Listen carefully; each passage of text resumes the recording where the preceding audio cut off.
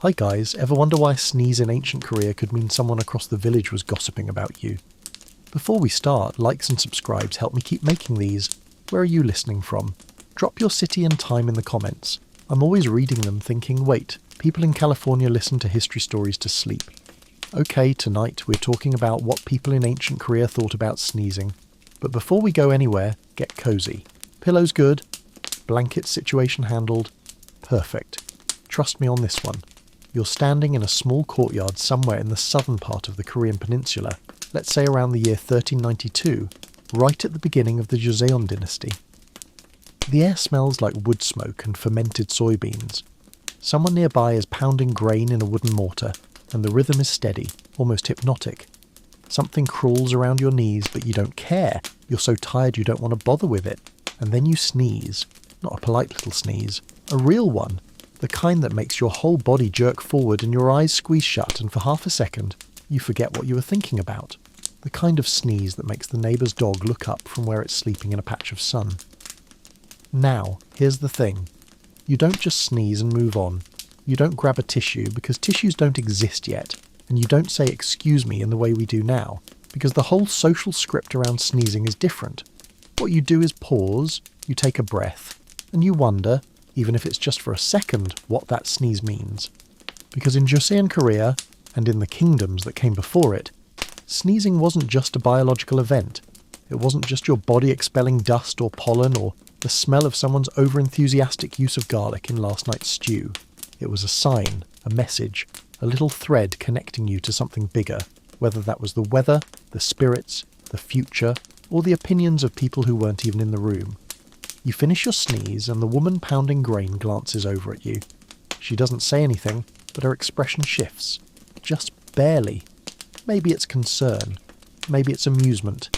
Maybe she's calculating whether your sneeze means rain is coming, or whether someone far away is talking about you, or whether you've just done something that requires a quiet word with the village shaman later. You wipe your nose on your sleeve because that's what people do, and you keep walking. But the sneeze stays with you, humming quietly in the back of your mind like a question you didn't know you were asking. The thing about life in ancient Korea is that nothing happens in isolation, not even a sneeze. You're part of a web, a series of invisible connections that link you to your family, your village, your ancestors, the sky, the soil, the harvest, the king you've never met, and the spirits that live in the big tree at the edge of the rice fields. Everything you do, even the smallest, most forgettable thing, has a context. Sneezing is no different. Let's back up a little. Let's talk about where you are, and who you are, and what your day looks like, because understanding what sneezing meant requires understanding what everything else meant first. You live in a small farming village, maybe a day's walk from the nearest town, with a proper market. Your house is made of earth and wood and thatch, and it's built low to the ground, with a stone foundation that keeps the floor from getting too muddy when it rains. In the winter, you heat the house using an ondol system, which is basically a series of channels under the floor that carry heat from the kitchen fire. It works beautifully when it works, and it fills the house with smoke when it doesn't. Your family has lived in this area for generations. Your great-great-grandfather cleared some of this land. Your grandmother still tells stories about a flood that happened when she was young, and how the whole village had to rebuild the irrigation channels from scratch. Listening to your grandmother's advice is a joy every day. It brings you joy in this difficult life. You know the names of the families in the neighbouring houses. You know which of them can be trusted to help with the planting, and which of them will find an excuse to be busy that day. Your daily life is intensely physical. You wake up when the light starts coming through the paper-covered window, and you go to bed not long after dark, because oil for lamps is expensive, and you'd rather save it for emergencies. You eat twice a day, sometimes 3 times if the harvest has been good. Breakfast is usually leftover rice mixed with whatever vegetables are in season, plus kimchi, which is always in season because it's fermented, and lives in big clay jars buried halfway in the ground out back. You work in the fields most days, or you're processing food, or repairing tools, or weaving cloth, or doing one of the 100 other tasks that keep a farming household running. Your hands are rough, your back hurts more often than it doesn't. You're very aware of the weather, because the weather determines everything. Too much rain and the crops rot, not enough rain and they wither. A late frost can ruin weeks of work. A strong wind can tear the thatch off your roof, and leave you scrambling to fix it before nightfall. And in the middle of all this, you sneeze. Maybe it's the dust from threshing grain. Maybe it's the pollen from the wild grasses that grow along the path to the well. Maybe it's just the particular way the cold air hits your nose on a morning in early spring, when the temperature is still deciding whether to be winter or not. But the sneeze isn't just a sneeze. It's a moment. It's a pause in the rhythm of your day, and the people around you notice it, because they notice everything. In a small village, in a world without television or smartphones or any of the 1,000 distractions we have now, people pay attention. They watch each other. They interpret signs. They look for patterns, because patterns help you survive. Patterns tell you when to plant. Patterns tell you when to harvest. Patterns tell you when someone is getting sick, or when the mood in the village is shifting, or when it's time to make an offering to the ancestors because things have been going a little too wrong lately, and maybe someone up there is annoyed. So when you sneeze, people notice. And depending on when you sneeze, and where, and who's around, they might say something, or they might not. But either way, they're thinking about it. The belief that someone sneezing meant they were being talked about wasn't unique to Korea, but the way Koreans thought about it had its own particular flavour, its own set of assumptions about how the world worked and what invisible forces were constantly moving through it. You sneeze once, and somewhere someone is saying your name. Maybe they're saying something nice. Maybe they're complaining about how you borrowed their good sickle last month and returned it with a dull blade. Either way, your body knows. Your body is receiving a signal from across space, translated into the physical language of a sneeze. It sounds strange now, in a world where we understand sneezing as a reflex triggered by irritation in the nasal passages, where we know about germs and allergens and the mechanics of the respiratory system. But in Joseon, Korea, and in the periods before it, the body wasn't just a biological machine, it was a receiver, a sensitive instrument picking up information from the world around it, from the spirit world, from other people's thoughts and intentions.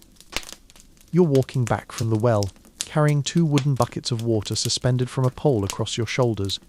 The weight is distributed evenly, but your shoulders still ache because you've been doing this twice a day for your entire adult life, and the human body, no matter how strong it gets, has limits. The path is uneven, covered in small stones that press through the straw of your shoes. You're thinking about nothing in particular, or maybe you're thinking about whether there's enough barley left to make it through to the next harvest, or whether your daughter's cough is getting better or worse. And then you sneeze. Suddenly, unexpectedly, hard enough that you have to stop walking for a moment to keep from dropping the buckets. Your first thought isn't about dust or pollen. Your first thought is, who's talking about me? And then, immediately after, what are they saying? Because the nature of the sneeze might tell you something. A single sneeze might mean something different from multiple sneezes in a row. A sneeze in the morning might carry different weight than a sneeze in the evening.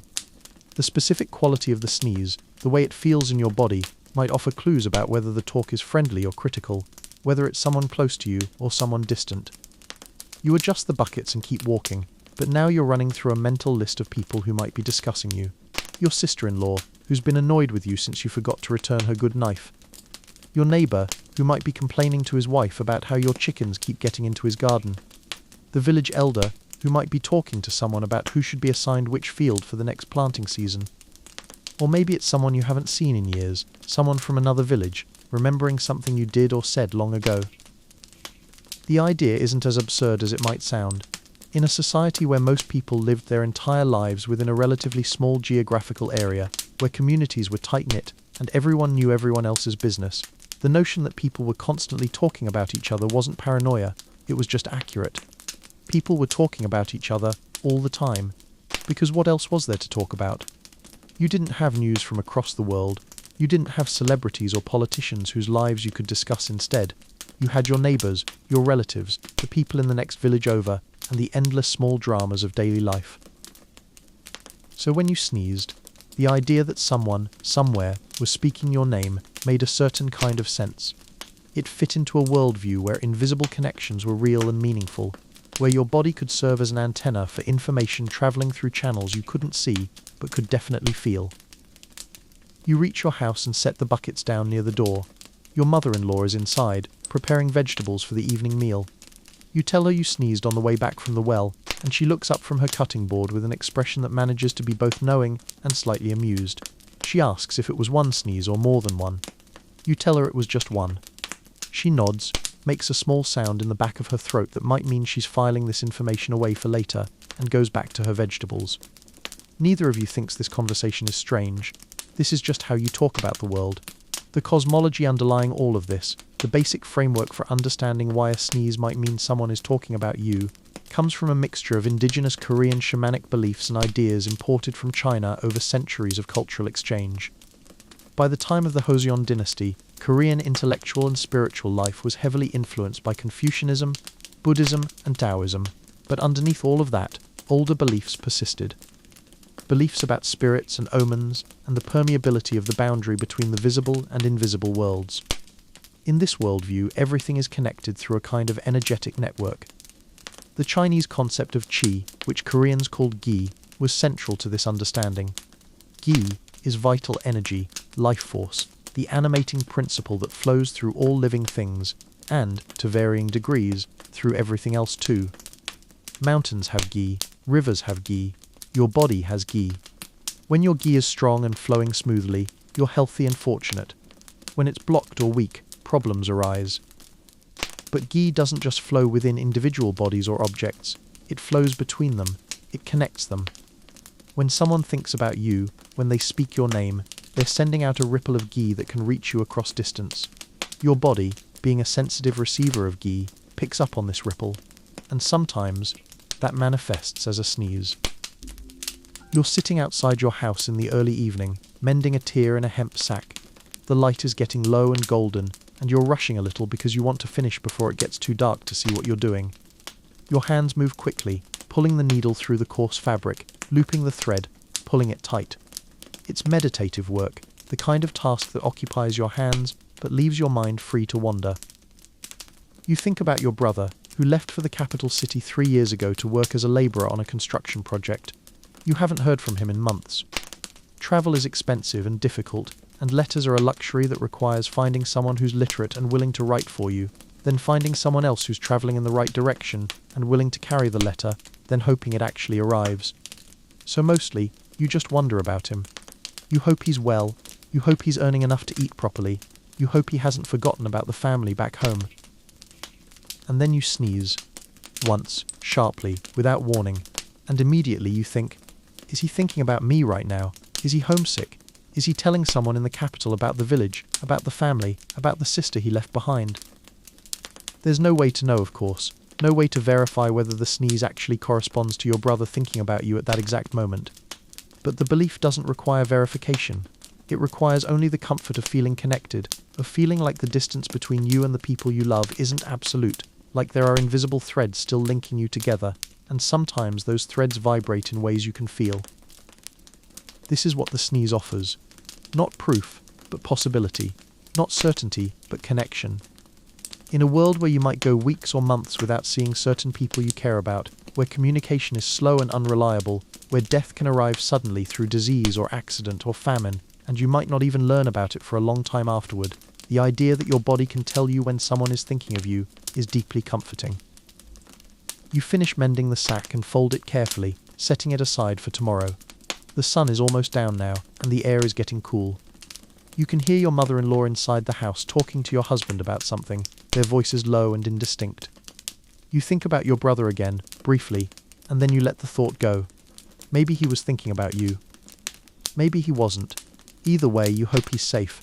You hope he remembers the way home. There were other interpretations of sneezing too, because nothing in Korean folk belief was ever quite that simple or that uniform. Depending on where you lived, who you learned from, and what tradition your family followed, a sneeze could mean different things. It could be a warning, it could be an omen about the weather, it could be a sign that spirits were nearby, it could mean absolutely nothing at all, just your body doing what bodies do. In some villages, people believed that sneezing at certain times of day carried specific meanings. A sneeze in the early morning, right after waking, might mean you'd receive unexpected news before noon. A sneeze at midday could indicate a visitor was coming. A sneeze in the evening might suggest you should be careful with your words tomorrow because conflict was likely. These interpretations weren't written down in any official text. They were passed along through generations, from grandmother to mother to daughter, from uncle to nephew, modified slightly with each telling, adapted to fit local circumstances. You're working in the field, pulling weeds from between the rows of millet. It's late spring, and the plants are still young and vulnerable, and if you don't stay on top of the weeds, they'll choke out the crop before it has a chance to establish itself. The work is monotonous and backbreaking. You move slowly down the row, bent at the waist, reaching for each weed, pulling it up carefully so you don't disturb the millet roots, tossing it aside into a growing pile that you'll later carry to the compost area behind the house. The sun is hot on your back, your hands are covered in dirt, there's a dull ache spreading across your lower back that you know will be much worse by tonight. You've been out here since early morning, and you'll be out here until the light starts to fail, because that's what this time of year demands. The weeds don't stop growing just because you're tired. And then you sneeze. 3 times in quick succession, which surprises you because you hadn't felt it building. Your body just suddenly decided it needed to expel something, and now you're standing there in the field, slightly dizzy from the force of it, blinking in the bright sunlight. 3 sneezes. You try to remember what your grandmother used to say about 3 sneezes. Something about guests, maybe? Or was it 3 sneezes that meant someone was lying about you? You can't quite recall, and the uncertainty bothers you more than it probably should. You've been doing this your whole life, interpreting small signs and signals, trying to read meaning into the everyday occurrences that punctuate your work, and usually you remember the folk wisdom clearly. But sometimes it slips away, especially when you're tired and hot, and your back hurts, and all you want is to finish this row so you can take a break and drink some water. You decide it probably means rain is coming, because the air does feel heavy in that particular way it gets before a storm, and because that's an interpretation that feels useful. If rain is coming, you should finish this section of weeding today rather than putting it off until tomorrow, because working in mud is even worse than working in heat. So you keep going, pulling weeds with renewed focus, racing against the possibility of weather. In a neighbouring village, someone else sneezing 3 times might interpret it completely differently. They might think it means they should make an offering at the village shrine, or that they should avoid making any important decisions today, or that a relative they haven't seen in a while is about to show up unannounced. The specific meaning matters less than the act of finding meaning, of taking a random physical event and weaving it into the larger narrative of your life and your community, and your relationship with forces beyond your control. This is what folk belief does. It gives you tools for navigating uncertainty. It provides frameworks for making sense of a world that often doesn't make sense, where crops fail for no apparent reason, and children get sick despite everyone's best efforts, and good people suffer while lazy people prosper. When you can look at a sneeze and say, that means something, you're asserting a kind of order over chaos. You're saying that the universe is paying attention, that events are connected, that there are patterns you can learn to read if you pay close enough attention. Whether any of it is true, in an objective sense, almost doesn't matter. What matters is that it helps you get through the day. The relationship between sneezing and spirits was particularly important, especially if you were someone who took the spiritual side of life seriously, which most people did to varying degrees. Korea's indigenous shamanic tradition, which predated Buddhism and Confucianism by centuries, maintained a strong presence in daily life, even as the official state ideology shifted toward Chinese philosophical systems. Shamans, usually women called mundane, served as intermediaries between the human and spirit worlds, performing rituals to appease ancestors, drive away malevolent entities, or bring good fortune to households and communities. In this context, a sneeze could be a sign that spirits were present or trying to communicate. Maybe you'd walked past a place where a spirit dwelled without showing proper respect. Maybe an ancestor was displeased with something you'd done, or failed to do. Maybe a household spirit, one of the many entities believed to inhabit various parts of the home, was feeling neglected and was giving you a gentle reminder of its existence. You're inside the house on a cold winter afternoon, sitting near the warmth of the ondol floor. Outside, snow is falling steadily, covering the ground in a thick white blanket that muffles all sound. It's the kind of day where the world feels smaller, quieter, where you stay inside and work on indoor tasks and try not to think about how long winter lasts and how much of your stored food you've already gone through. You're twisting hemp fibers into rope, a task that requires steady hands and patience but not much mental energy. Your mother-in-law is on the other side of the room, dozing lightly with her head resting against the wall.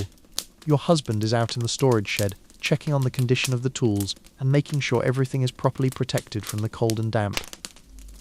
The house is quiet except for the small sounds of the fire in the kitchen, the occasional creak of wood settling, your own breathing. And then you sneeze. Just once, but loud enough that your mother-in-law stirs and opens her eyes halfway, looking at you with an expression you can't quite read. She asks if you've made an offering to the household spirits lately. You think about it. Have you? There was something a few weeks ago, a small bowl of rice and water left in the corner of the kitchen, where the Joangsin, the kitchen spirit, is believed to reside. But that was a while ago now, maybe too long ago. Your mother-in-law suggests you should do it again soon, maybe tomorrow morning before you start any other work. Not because the sneeze definitely means the Joangsin is upset, but because it's better to be cautious. Household spirits are generally benevolent if you treat them well, but neglect them and small problems start accumulating. Food spoils faster, tools break at inconvenient moments. People in the house become irritable with each other for no clear reason. Nothing catastrophic, just a general sense that things aren't flowing as smoothly as they should. You agree that you'll make an offering tomorrow. It's not a big production, just a small bowl of clean rice, a cup of fresh water, maybe a piece of fruit if you have one to spare. You place it in the designated spot, bow respectfully, and say a few quiet words acknowledging the spirit's presence and asking for its continued protection and favor. Then you leave it there for a while before quietly removing it later, usually by eating the offering yourself or giving it to the chickens. The point isn't the food, the point is the gesture, the acknowledgement, the maintenance of proper relationships with the invisible beings who share your space. This is practical spirituality. You're not necessarily convinced that your sneeze was definitely caused by a household spirit trying to get your attention, but you're also not convinced it wasn't, and in the absence of certainty, the prudent course is to cover your bases, to maintain good relationships with all the various forces, visible and invisible, that might affect your life and your family's well-being. You go back to making rope, your hands moving in the familiar rhythm of twist and pull, twist and pull. Your mother-in-law closes her eyes again. The snow continues falling outside. Tomorrow you'll make the offering, and whether or not it was necessary, you'll feel better for having done it. The seasonal aspect of sneezing also mattered, because everything in agricultural life was tied to the rhythms of the year, to the cycle of planting and growing and harvesting and resting. Spring sneezes might be interpreted differently from winter sneezes. A sneeze during the busy harvest season carried different implications than a sneeze during the quiet months when most work happened indoors and people had more time to think about subtle signs and portents. Spring was when everything came back to life, when the world turned green again and the air filled with pollen and dust from fields being prepared for planting. Spring sneezes were common, expected even, and people generally didn't read too much into them unless they seemed excessive or were accompanied by other symptoms. A few sneezes while working in the field, while turning over soil that had been frozen all winter, while handling seeds and tools that had been stored away for months. That was just part of the season's texture. You're walking along the edge of the rice paddy in early April, checking the condition of the low walls that hold the water in. The walls are made of packed earth, and every year they need maintenance, repairs to spots where water has eroded the soil, or where roots have pushed through and created weak points. It's important work, but not urgent yet.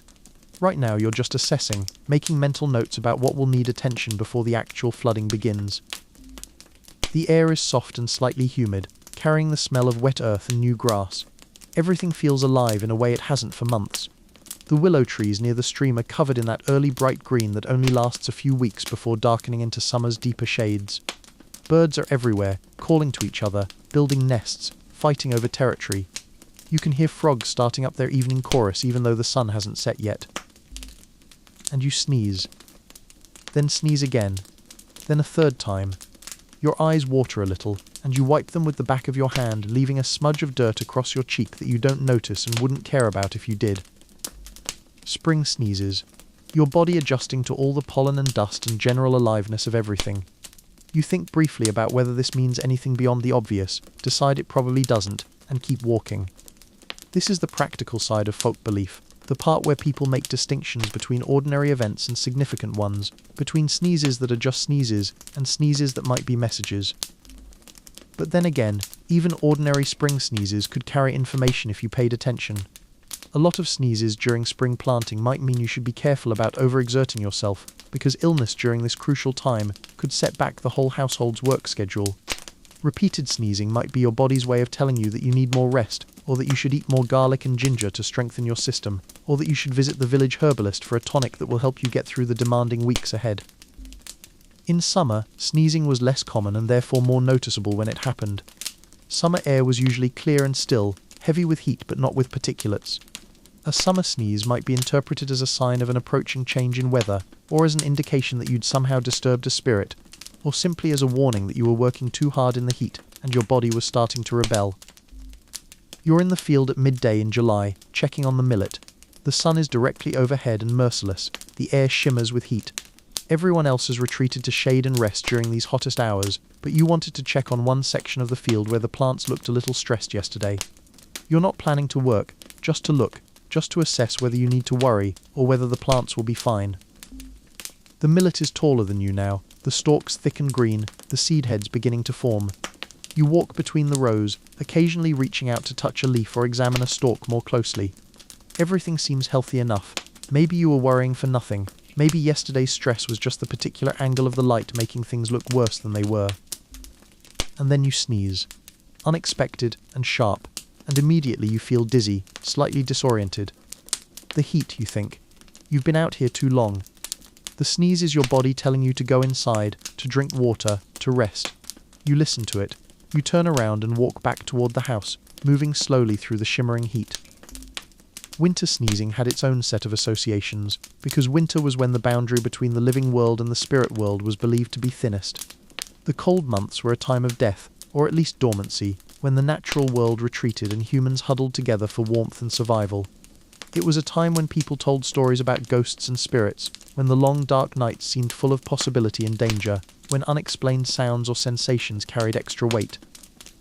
A winter sneeze, especially one that happened at night, or in that liminal time between sleep and waking, might be interpreted as something more than just a physical reflex. It might be a visitation from an ancestor, or a warning about something to come, or a sign that the spirits were restless and required attention. You're lying on the warm ondol floor late at night, wrapped in quilts that smell like the dried herbs your family stores them with during summer. Your husband is asleep beside you, breathing deeply and steadily. Your children are in the next room, also asleep. The house is dark and quiet except for the occasional pop and crackle from the dying fire in the kitchen.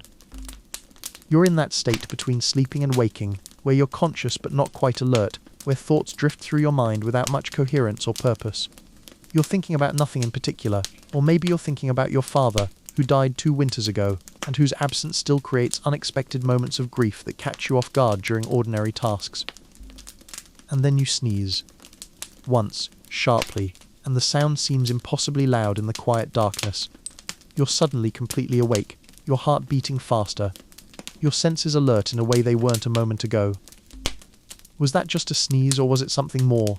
Was someone thinking about you in the middle of the night, someone awake somewhere while you were drifting towards sleep? Or was it your father, making his presence known, reminding you that the dead aren't really gone, just transformed, just existing in a different layer of reality that sometimes overlaps with this one? You lie very still, listening. The house is quiet. Your husband hasn't stirred. Outside you can hear the wind moving through the bare branches of the persimmon tree in the courtyard. Nothing unusual, nothing that suggests any presence beyond the ordinary inhabitants of this space. But you can't quite shake the feeling that the sneeze meant something. You think about your father, about whether there's something you've forgotten to do, some observance or offering you've neglected. His death anniversary is still months away. You made proper offerings on the autumn harvest, thanking the ancestors for their protection and sharing the bounty with them symbolically. You can't think of anything you've left undone. Maybe it was just a sneeze. Maybe the air in the room was too dry from the ondol heat. Maybe you breathed in a particle of dust from the straw mat you're lying on. Maybe your body just did what bodies do, responding to some minor irritation that has no significance beyond the purely physical. But maybe not. And this is the space where folk belief lives, in the maybe, in the uncertainty, in the gap between what you can explain and what you feel might be true. You decide that tomorrow you'll light a stick of incense at the family altar, just a small gesture of acknowledgement, just in case. It won't hurt anything, and it might help. And even if it does nothing at all, the act of doing it will make you feel better, more connected to your father's memory, more attentive to the obligations that bind you to the generations that came before. You pull the quilt up a little higher and close your eyes. The room is warm, your husband's breathing is steady and comforting beside you. Whatever the sneeze meant, if it meant anything at all, you'll deal with it in the morning. For now, you let yourself drift back towards sleep, the sound of the wind outside mixing with the quieter rhythms of your household, all of you breathing together in the darkness, alive and warm and protected, at least for tonight. The social etiquette around sneezing was its own complicated dance, varying depending on who you were with and what the circumstances were. If you sneezed in front of someone older or of higher social status, there were expectations about how you should respond, small gestures and words that acknowledged the disruption and maintained proper hierarchical relationships. If you sneezed while alone, the rules were different, or maybe there were no rules at all, just your own internal dialogue about what the sneeze might mean. Joseon society was deeply structured by Confucian principles, which emphasized proper relationships and correct behavior in all social interactions. There were rules for how to speak to your elders, how to address people of different social classes, how to behave at ceremonies and gatherings, how to eat, how to dress, how to walk, and yes, how to handle bodily functions like sneezing in ways that maintained social harmony and showed appropriate respect. You're sitting in the village meeting house on a cold afternoon in late autumn, along with perhaps 15 other people from the surrounding households. The village elder is talking about preparations for winter, about which families need help repairing their roofs, about how much grain has been set aside for emergencies, about whether the communal storage area is adequately protected from rats and moisture. It's important information, but it's also somewhat tedious, and you can feel your attention drifting as the elder goes through his lists and observations. The room smells like wood smoke, and the particular mustiness of a building that's only used occasionally. You're sitting on a thin mat on the floor, your legs folded beneath you in a way that's starting to make them tingle with numbness. Other people around you are in similar positions, some paying close attention to the elder's words, others clearly thinking about other things, their eyes focused on nothing in particular. And then you feel it building, that tickling sensation in your nose that means a sneeze is coming. You try to suppress it, because sneezing during an elder's speech feels disrespectful. But your body has its own agenda. The sneeze comes anyway, and you manage at the last second to turn your head away and muffle it somewhat with your hand, but it's still audible, still a disruption in the quiet room. The elder pauses. Everyone looks at you. You immediately bow your head, murmuring an apology, feeling your face grow warm with embarrassment. It's not that sneezing is some terrible offense, but timing matters, and interrupting an elder's speech with any kind of noise, even an involuntary one, marks you as someone who wasn't fully in control of themselves. The elder acknowledges your apology with a small nod and continues speaking, and the moment passes, but you're still aware of it for the rest of the meeting. You sit up a little straighter, pay closer attention to the words, try to radiate attentiveness and respect to make up for the small breach in etiquette. Later, walking home with your husband, you mention the sneeze, how embarrassed you felt. He shrugs. These things happen. Bodies do what they do, but he also quietly notes that you handled it correctly, apologizing immediately, showing appropriate contrition. That's what matters, not the sneeze itself but how you responded to it. This is social life in a hierarchical society, where maintaining face and showing proper respect are constant considerations, where even small involuntary actions can carry social weight. If you'd been with friends, with people your own age and social level, the sneeze would have meant almost nothing. Maybe someone would have made a joke about who must be talking about you. Maybe someone would have asked if you were getting sick. Maybe no one would have said anything at all. The social stakes would have been much lower, the expectations more relaxed. And if you'd been alone, truly alone without anyone to observe or judge, the sneeze would have belonged only to you, and whatever private interpretation you chose to give it. You could have taken it as an omen, or ignored it completely. You could have wondered about its meaning, or simply wiped your nose and moved on. Solitude offered a kind of freedom from the social weight of bodily functions, a space where you could just be a body doing body things, without having to constantly manage how those things appeared to others.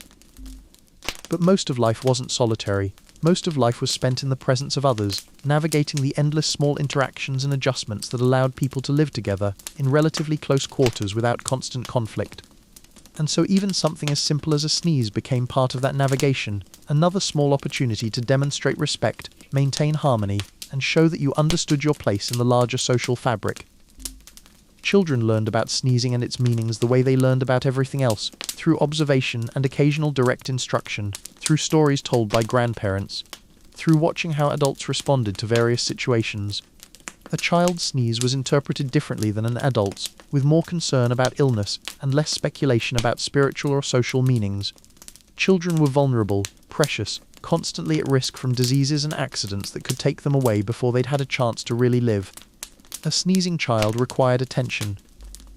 You're watching your daughter, maybe 4 years old, playing in the courtyard with a corn husk doll your mother made for her.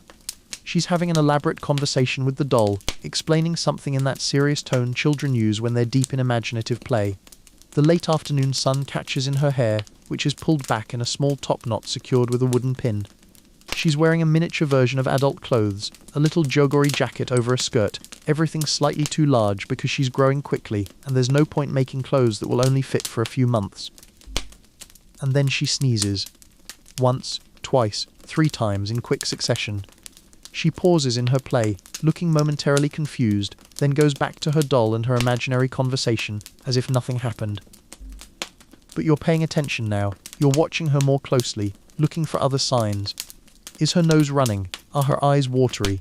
Does she seem tired or less energetic than usual? Children get sick easily and sometimes quickly, a minor cold becoming something more serious within a day or two. You've already lost one child, a son who died at 2 years old from a fever that came on suddenly and refused to break despite everything you tried, all the herbs and prayers and desperate offerings. You're not going to be careless with this daughter. She seems fine though. The sneezing has stopped. She's still playing with the same focused intensity, completely absorbed in whatever story she's telling herself. Probably it was just dust, or the particular quality of the autumn air, or nothing at all. But you'll keep watching. Tonight you'll make sure she eats well. Tomorrow if she sneezes again or shows any other symptoms, you'll take her to see the herbalist who lives 2 houses down, an old woman who knows more about treating childhood illnesses than anyone else in the village. Your mother comes out of the house and sees you watching your daughter. She asks if everything is all right. You mention the sneezing. She nods, comes over to where your daughter is playing, bends down and touches her forehead with the back of her hand, checking for fever. Nothing. The girl barely notices, so caught up is she in her game. Your mother straightens up, her joints creaking slightly with the movement, and says the child seems fine, but yes, watch her tonight and tomorrow. This is how it works. Children are monitored constantly, their small bodily variations noted and discussed and worried over. Because children are the future, the continuation of the family line, the ones who will care for you when you're old, the ones who will make offerings at your grave after you're gone. Losing a child isn't just personal grief, though it's certainly that. It's also a disruption in the proper order of things, a failure of protection, a wound that affects the entire household. So a child's sneeze gets attention, not panic, not overreaction, but careful watchfulness. Adults sneeze, and people wonder if someone is talking about them, or if spirits are near or if weather is changing. Children sneeze and people wonder if illness is coming, if more care is needed, if protective measures should be taken. Your daughter looks up from her doll and asks if she can have a piece of dried persimmon from the stores. You tell her yes, after dinner, if she eats well. She accepts this and goes back to her play. You watch her for another moment, this small person who carries so much of your hope and fear, who sneezes, and you immediately start calculating risks and remedies. She's fine. She's always fine, until she isn't. And so you watch, and you wait, and you hope that the sneezing was nothing, just her body responding to dust or air, or some minor irritation that will pass without consequence. Most of the time, that's all it is. Most of the time, children sneeze and then keep playing, and everything continues as it should. But you remember the times when it wasn't nothing, and that memory keeps you vigilant. The medical understanding of sneezing in traditional Korean medicine was more sophisticated than you might expect, even if it didn't involve germ theory or modern concepts of allergens and immune responses. Korean medicine, heavily influenced by Chinese medical traditions but adapted to local conditions and observations, saw the body as a system of flowing energy and balanced elements, where health was a matter of maintaining proper circulation and equilibrium, and illness resulted from blockages, imbalances, or invasions of external pathogenic factors. In this framework, sneezing was understood as the body's attempt to expel something that didn't belong there. This wasn't entirely wrong, actually. Modern medicine would agree that sneezing serves an expulsive function, clearing irritants from the nasal passages. But traditional Korean medicine saw it in terms of wind, cold, heat, dampness, and other external factors that could invade the body through various pathways, particularly through the nose and mouth, which were considered vulnerable openings where the boundary between inside and outside was permeable. You're sitting across from the village's medical practitioner, a man in his 60s who learned his trade from his father and grandfather before him, who keeps careful records of seasonal illnesses and effective treatments, who grows his own medicinal herbs in a garden behind his house. You've come because you've been sneezing frequently for the past several days, much more than usual, and it's starting to concern you. Not enough to panic, but enough to seek advice. The practitioner asks you questions in a methodical way. When did the sneezing start? What time of day does it happen most? Is it accompanied by other symptoms like a runny nose or headache? or feeling of heaviness in the head? Have you been exposed to wind or cold recently? What have you been eating? How is your sleep? Are you more tired than usual? Do you feel hot or cold? He's building a picture of your condition, trying to understand what's happening inside your body by collecting these external clues. You answer as best you can. The sneezing started maybe 4 days ago. It happens mostly in the morning and evening. Your nose does run a little, but not excessively. You haven't had a headache. You've been working outside a lot, preparing the fields for winter, so yes, you've been exposed to wind and cold. Your diet hasn't changed. Your sleep is fine. You feel slightly more tired than usual, but that might just be the season and the work. You don't feel particularly hot or cold, just normal. He listens carefully, occasionally nodding, and then he takes your pulse. Not just a quick check, but a detailed examination where he places his fingers on your wrist and seems to be listening to something through his fingertips. He does this for what feels like a long time, moving his fingers slightly, pressing with different levels of pressure, his face concentrated and thoughtful. The pulse, he's explained to patients many times, tells him about the state of your chi, your blood, your organs, your overall balance. Different positions on the wrist correspond to different organ systems. The quality of the pulse, its strength and rhythm and depth, provides information that visible symptoms might not reveal. Finally, he sits back and tells you what he thinks. Your body has been invaded by wind cold, a pathogenic factor that's entered through your nose due to exposure during this transitional season, when the weather is becoming colder. The sneezing is your body's defensive chi trying to expel this invading cold. Your pulse shows that the cold hasn't penetrated deeply yet.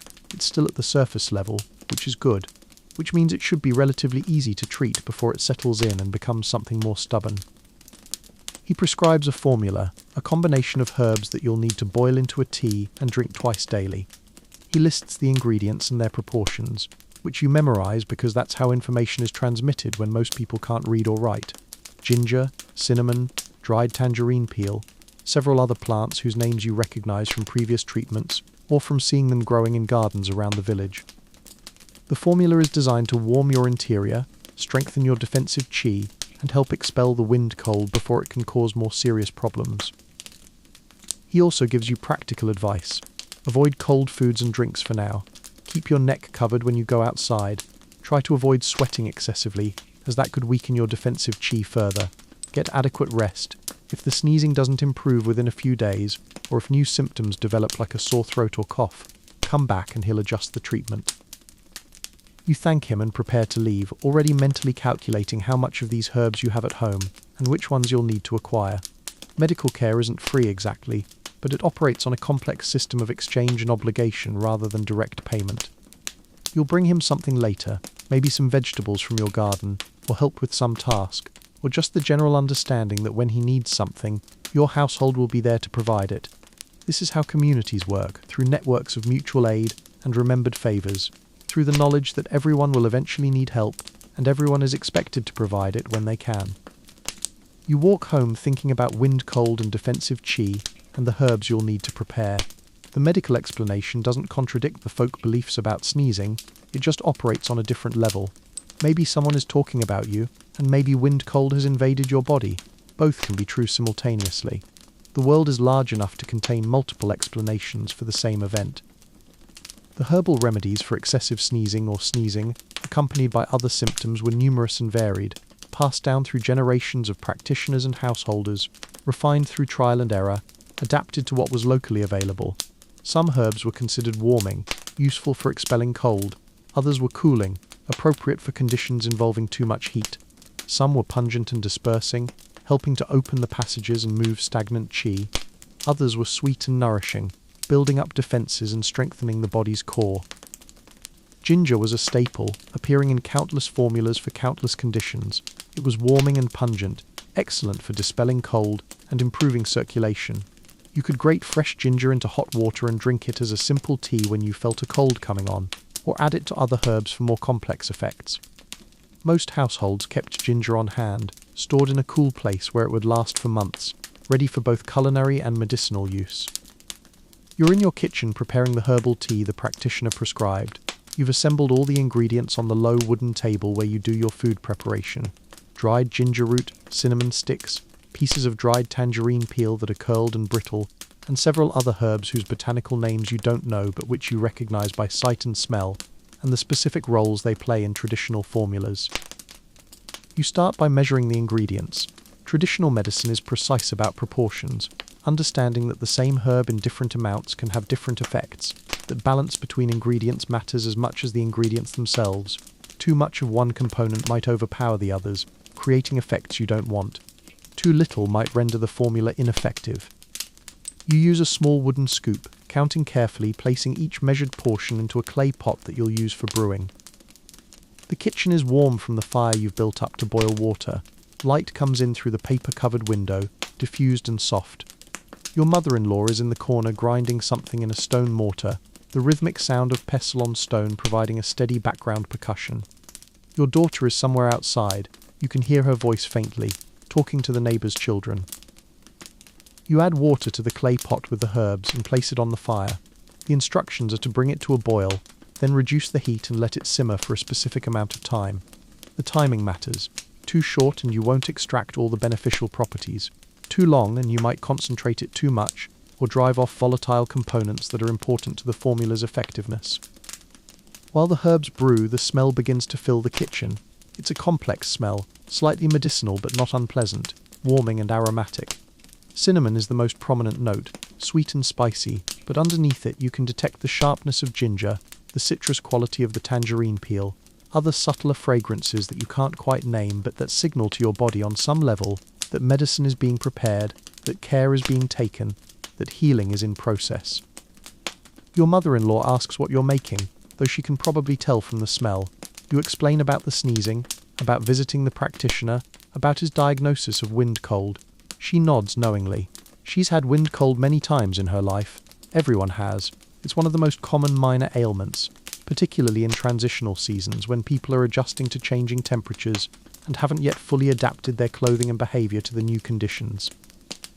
She offers her own advice, supplementing what the practitioner told you. Make sure to keep your lower back covered, she says, because that's where the kidneys are, and the kidneys are easily affected by cold. Drink the tea while it's hot, not lukewarm, to get the full warming effect. Avoid going outside with wet hair, because that invites wind to enter the body when your defences are down. Eat warming foods, things cooked with garlic and scallions and pepper. This is how medical knowledge circulates, through official practitioners who have formal training, and also through elder women who've accumulated decades of experience treating their family's ailments, who know what works through observation and repetition, who carry in their memories countless cases of sneezing and coughing, and fever and digestive upset, and all the other problems that afflict human bodies, along with what helped and what didn't. The tea finishes brewing, and you strain it into a bowl, careful not to burn yourself on the hot liquid. The colour is dark brown, almost amber. You let it cool just enough to drink without scalding your mouth, then begin sipping it slowly. The taste is strong, bitter and sweet and spicy, all at once, complex and slightly overwhelming. You're not drinking this for pleasure. You're drinking it because your body needs it, because the herbs contain properties that will help restore balance, expel the invading cold, strengthen your defences. You finish the bowl, grimacing slightly at the last sips, which are always the most concentrated and bitter. Your mother-in-law is watching you with a small smile that suggests she remembers many times drinking similar brews, many mornings and evenings sitting in this same kitchen, or one very much like it, tending to the minor ailments that are part of being human, using plants and heat and attention to coax bodies back toward health. You set the bowl down and wait, hoping that by tomorrow the sneezing will have lessened, that the wind cold will have been expelled before it could settle in and cause real trouble. The connection between sneezing and weather prediction was taken seriously by people whose livelihoods depended entirely on understanding and anticipating atmospheric conditions. Farmers couldn't consult weather apps or satellite imagery. They had to read the world around them directly, looking for patterns in clouds and wind direction, in animal behaviour and plant responses, and yes, in their own bodies. A sudden outbreak of sneezing among multiple people in a household or village might indicate an approaching change in atmospheric pressure, a shift in humidity, the arrival of a weather front that would bring rain or cold or wind. This wasn't entirely superstition. The body does respond to changes in barometric pressure, to shifts in air quality and moisture content, to atmospheric conditions that precede weather events. People who spent their entire lives outdoors, who were intimately attuned to environmental variations because their survival required it, became remarkably good at reading these subtle signals. Modern science might explain the mechanisms differently, but the observations themselves were oft accurate. You're standing at the edge of your field on a morning in early November, looking at the sky. The light has that particular quality it gets before weather changes, slightly yellow and diffuse, making everything look both brighter and somehow less distinct than usual. The air feels heavy, thick, like you're breathing water instead of air. Birds are flying lower than normal, and the insects that were everywhere yesterday seem to have vanished completely. You. And you've been sneezing since you woke up, not constantly, but regularly. Every half hour or so, sharp, sudden sneezes that leave you slightly dizzy. Your husband mentioned that he's been sneezing too, and when you went to draw water this morning, the neighbour commented on her own persistent sneezing, wondering out loud what it meant. 3 households, multiple people, all sneezing more than usual on the same morning. This isn't coincidence, this is information. The weather is about to change, probably within the next day or two, and probably significantly. The question is what kind of change? Rain, wind, an early cold snap. You study the sky, trying to read additional clues. The clouds are high and thin, moving faster than the air at ground level, which suggests wind aloft, which often precedes storms. But they're not dark yet, not heavy with moisture, so maybe not immediate rain, but perhaps tomorrow, or the day after. The temperature has dropped slightly since yesterday. You can feel it even though the day hasn't fully warmed up yet. Cold air pushing in from the north maybe, bringing the first real taste of winter. You make decisions based on this reading. Today would be a good day to finish securing anything that might blow away in strong wind. Check the fastenings on the storage shed. Make sure the loose thatch on the roof gets repaired before weather arrives. Bring in extra firewood so you're not trying to gather it in rain or snow. Maybe harvest the last of the winter radishes today, rather than waiting another few days as you'd planned, just in case the ground freezes sooner than expected. Your grandmother used to say that the body knows the weather before the mind does, that your bones and blood and breath are in conversation with the air and water and earth around you, and if you pay attention to what your body is telling you, you'll rarely be surprised by what the sky delivers. She was right, more often than she was wrong. Not infallible, but better than random guessing, good enough that people took her predictions seriously when planning work. The sneezing continues as you walk back toward the house. You mention your weather reading to your husband, who's sharpening tools near the storage shed. He nods. He's been thinking the same thing. The chickens were acting strange this morning, not wanting to leave their coop, clustered together in a way they only do when they sense something coming. The dog has been restless, pacing and whining slightly, unable to settle. All of these small signs, including the sneezing, add up to a picture of atmospheric change approaching. You spend the rest of the morning preparing, doing all the small tasks that will make the next few days easier if the weather does turn bad. By afternoon, the wind has picked up noticeably, and the thin high clouds have been replaced by thicker, lower formations moving in from the northwest. By evening, the first drops of rain are starting to fall, light but steady, with a cold edge that suggests this might turn to sleet or even snow overnight. You're inside by then, the house secured, everything that needs to be protected, already protected. You can hear the rain on the thatch roof, a sound that's almost soothing now that you're prepared for it. Your daughter is already asleep. Your husband is checking the fire one last time before bed. You sneeze once more, but differently now, less urgent, almost like your body is saying, yes, the weather changed, just as expected, message delivered, returning to normal operations now. The sneezing that seemed significant this morning already feels like old information. The weather has arrived. The prediction was confirmed. Your body can stop announcing it and return to its regular rhythms. You wrap yourself in quilts and listen to the rain and feel satisfied that you read the signs correctly, that the sneezing wasn't meaningless, that paying attention to these small bodily signals gave you the advance warning you needed to prepare adequately. The regional variations in beliefs about sneezing were considerable, reflecting Korea's geography and the way different areas developed their own particular traditions, even while sharing larger cultural frameworks. A fishing village on the southern coast might interpret sneezing differently than a farming community in the inland valleys, which in turn might have different beliefs than a mountain village where people made their living harvesting timber and herbs. The basic structure of meaning was similar, the idea that sneezing was potentially significant, but the specific interpretations varied based on local conditions and concerns. In coastal areas, where people's lives were governed by tides and weather patterns and the dangerous unpredictability of the sea, sneezing might be interpreted primarily in terms of maritime omens.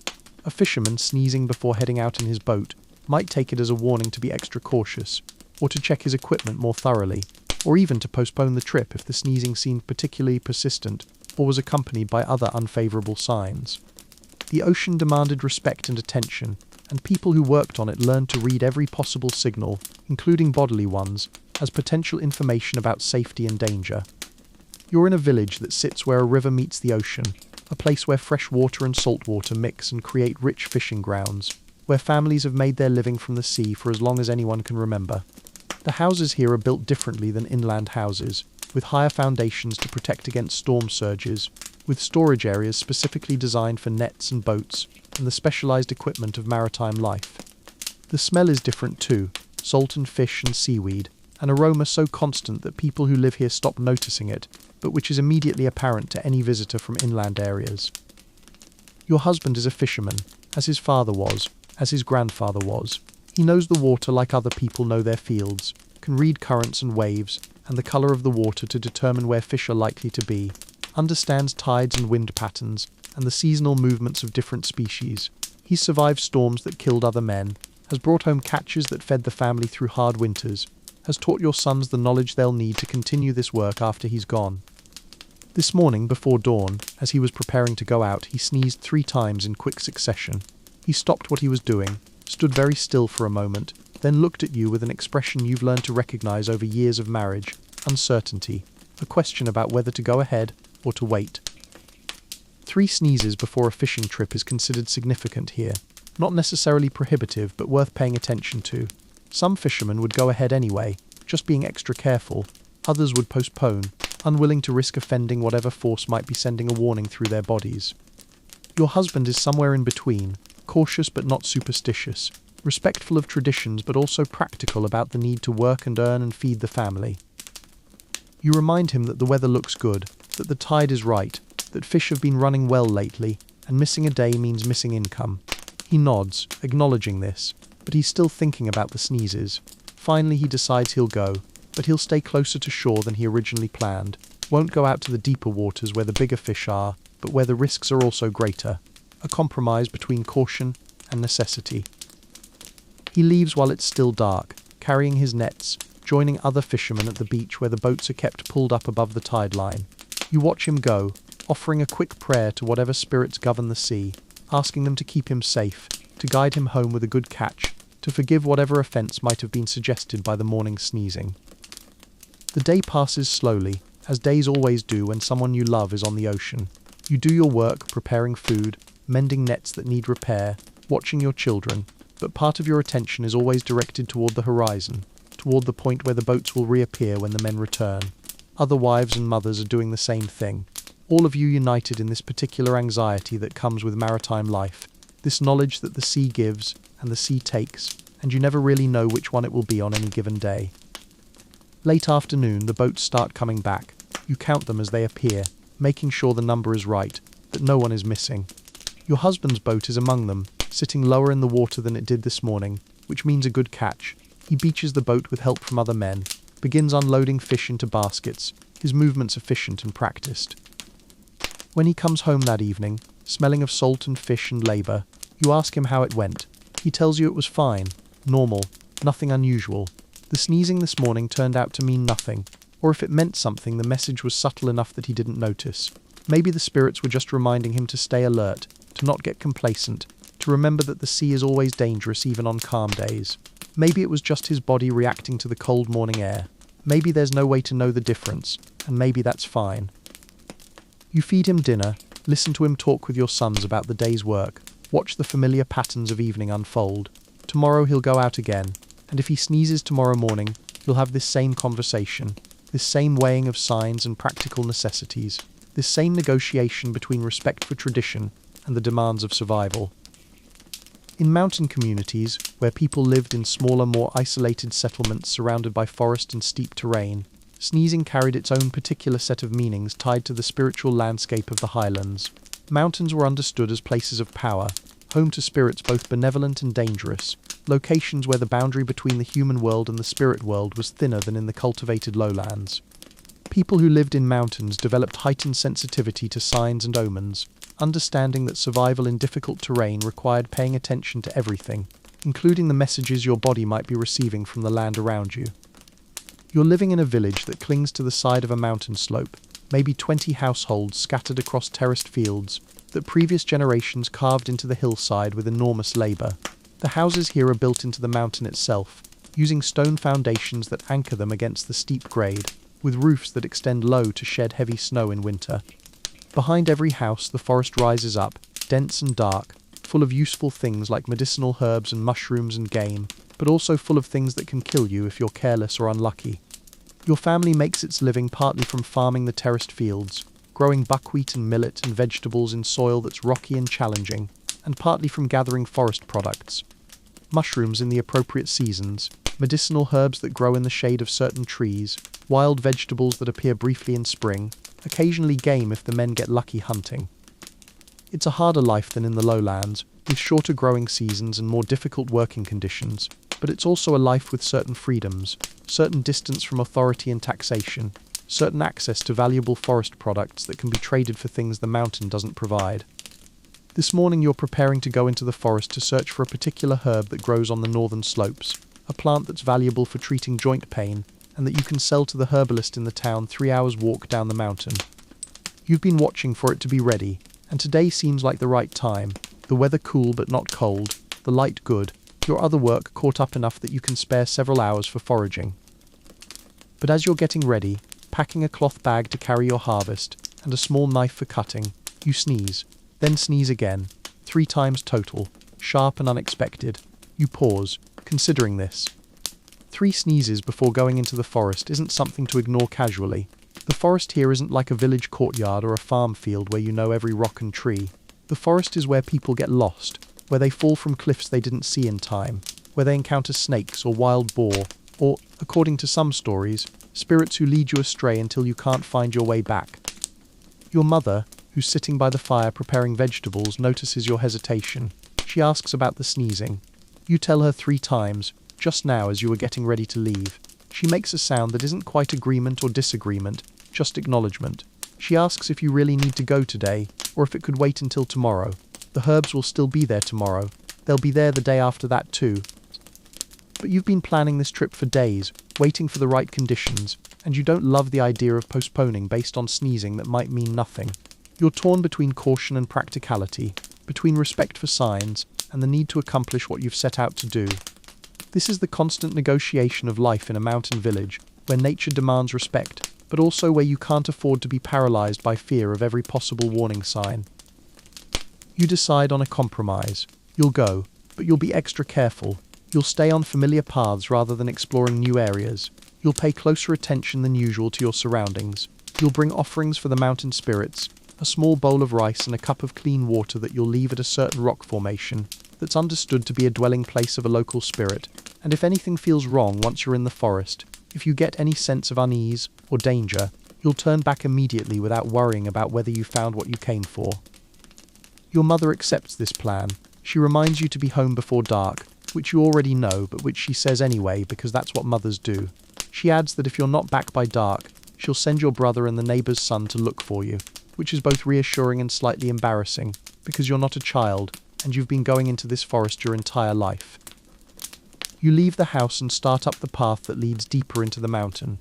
The morning air is crisp and clean, smelling of pine and earth, and the particular scent of high altitude that's hard to describe but immediately recognizable. The sneezing has stopped. Your body feels normal now, whatever message it was sending apparently delivered. You walk carefully, watching where you place your feet on the rocky path, listening to the sounds of the forest, birds calling, wind moving through trees, the distant sound of water running over stone. The forest here is beautiful in a way that never gets old, sunlight filtering through branches creating patterns of light and shadow on the forest floor, moss covering everything with green softness, mushrooms growing in clusters on fallen logs. You know this forest well, but you also know it's not entirely knowable, that it has depths and secrets and moods that can shift unpredictably. You reach the area where the herb you're looking for typically grows, a north-facing slope where the soil is moist and rich with decomposing leaves, where certain trees provide the right amount of shade. You move slowly through the undergrowth, scanning for the distinctive leaf pattern you're seeking. Foraging requires patience and attention. the ability to distinguish the valuable plant from dozens of similar-looking species, some of which are worthless and some of which are actually poisonous. There, you spot a cluster of the herb growing at the base of a large oak tree. You approach carefully, kneeling down to examine it more closely, making sure it's actually what you think it is, and not some look-alike. It is. The leaves are the right shape, the stems have the characteristic slightly purple tinge, and when you crush a small piece between your fingers, it releases the distinctive aromatic smell that confirms the identification. Before you start harvesting, you take a moment to speak quietly to the plant, thanking it for growing here, asking permission to take some of it, promising not to take too much, to leave enough that it can continue growing and producing seeds for next year. This isn't just ritual politeness, this is practical conservation, an understanding that if you harvest everything, there won't be anything to harvest next year. But it's also an expression of relationship, an acknowledgement that you and this plant are connected, that you depend on it, and therefore owe it respect and care. You begin cutting, taking only the mature plants and leaving the younger ones, working methodically but not greedily. The rhythm of the work is satisfying, the small repetitive actions of cutting and placing the stems in your bag, the growing weight of the harvest. You're completely focused on the task, aware of your surroundings but not worried, the earlier sneezing forgotten, in the immediate engagement with the work at hand. And then you hear something, not a dramatic sound, not a threatening sound, just something that doesn't quite fit, a rustling in the undergrowth that's too purposeful to be wind, too large to be a small animal. You stop cutting and listen more carefully. The sound stops too. You wait, barely breathing, your senses suddenly sharp and alert. Nothing. Whatever made the sound has either left, or is also waiting and listening. You think about the sneezing this morning, about your mother's question about whether you really needed to come today. You think about the compromise you made with yourself, about turning back if anything felt wrong. Does this feel wrong, or are you just being oversensitive because of the sneezing, interpreting a perfectly ordinary forest sound as something significant because you're already primed to look for warnings? You decide to trust your instincts. The feeling isn't panic, isn't terror, but it is a clear sense that you should stop what you're doing and head back. You've gathered a decent amount of the herb already, not as much as you hoped, but enough to make the trip worthwhile. You place the last stems carefully in your bag, stand up slowly, and start walking back toward the path, moving deliberately but not frantically, keeping your awareness spread wide, listening and looking as you go. The walk back feels longer than the walk in, the way it always does when you're slightly nervous. Every sound seems louder, every shadow deeper. You don't see anything unusual, don't encounter whatever made that rustling sound, but the feeling of being watched persists until you're well clear of the deep forest and back on the more open path near the village. By the time you reach home, the feeling has faded. Your mother looks up as you enter, sees that you're safe and that your bag has a reasonable harvest, and seems satisfied. She doesn't ask if anything happened. You don't volunteer the information about the sound in the forest. Maybe it was nothing. Maybe it was something. Maybe the sneezing this morning was a warning that you were wise to heed by being extra careful. Or maybe it was just sneezing and the sound in the forest was just an animal, and everything worked out fine through simple coincidence and reasonable caution. You spend the afternoon processing the herbs, cleaning them, laying them out to dry in a covered area where air can circulate but direct sunlight won't degrade them. Your hands smell like the plant's distinctive aroma, and you find it comforting, a scent that means useful work accomplished, medicine that will help people, income that will help your family. Tomorrow or the next day, when the herbs are partially dried, you'll carry them down the mountain to sell to the herbalist, and with the money you'll buy salt and oil and maybe cloth, things the mountain doesn't provide but that every household needs. The sneezing this morning becomes part of the story of today, one element among many, maybe significant, maybe not, impossible to say for certain. This is how life works in mountain villages, where you're constantly reading signs and making judgments about what they mean and adjusting your actions accordingly, knowing that sometimes you'll be overcautious and sometimes not cautious enough, hoping that overall the balance works out in your favor. You arrive at home just as the late afternoon light dips behind the ridgeline, softening the world into dusky greys and muted golds. The air smells of damp earth and drying herbs and smoke from the hearth. You step into the low-ceilinged house, the wooden beams overhead darkening with age, the earthen floor cool beneath your sandals. Inside, the quiet is warm and familiar, broken only by the faint crackle of the fire and your mother's calm hum as she tends the hearth. You set your leather bag gently beside the hearth, the herbs rustling softly. Your mother glances at the harvest and nods. There is a small crease at the corner of her eye. Recognition, acceptance, appreciation. No questions, no pressing for details. She sets aside a small wooden bowl and begins to pick through the herbs, discarding bits of dirt and stray leaves before laying them on a coarse cloth to dry.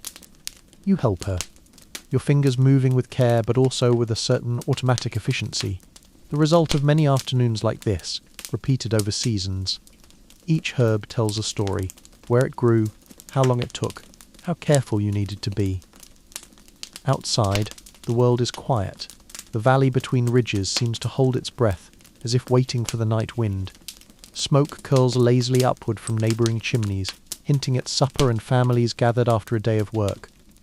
You feel the weight of exhaustion, not a bone-aching fatigue, but a lull, inside you, like a gentle tide withdrawing.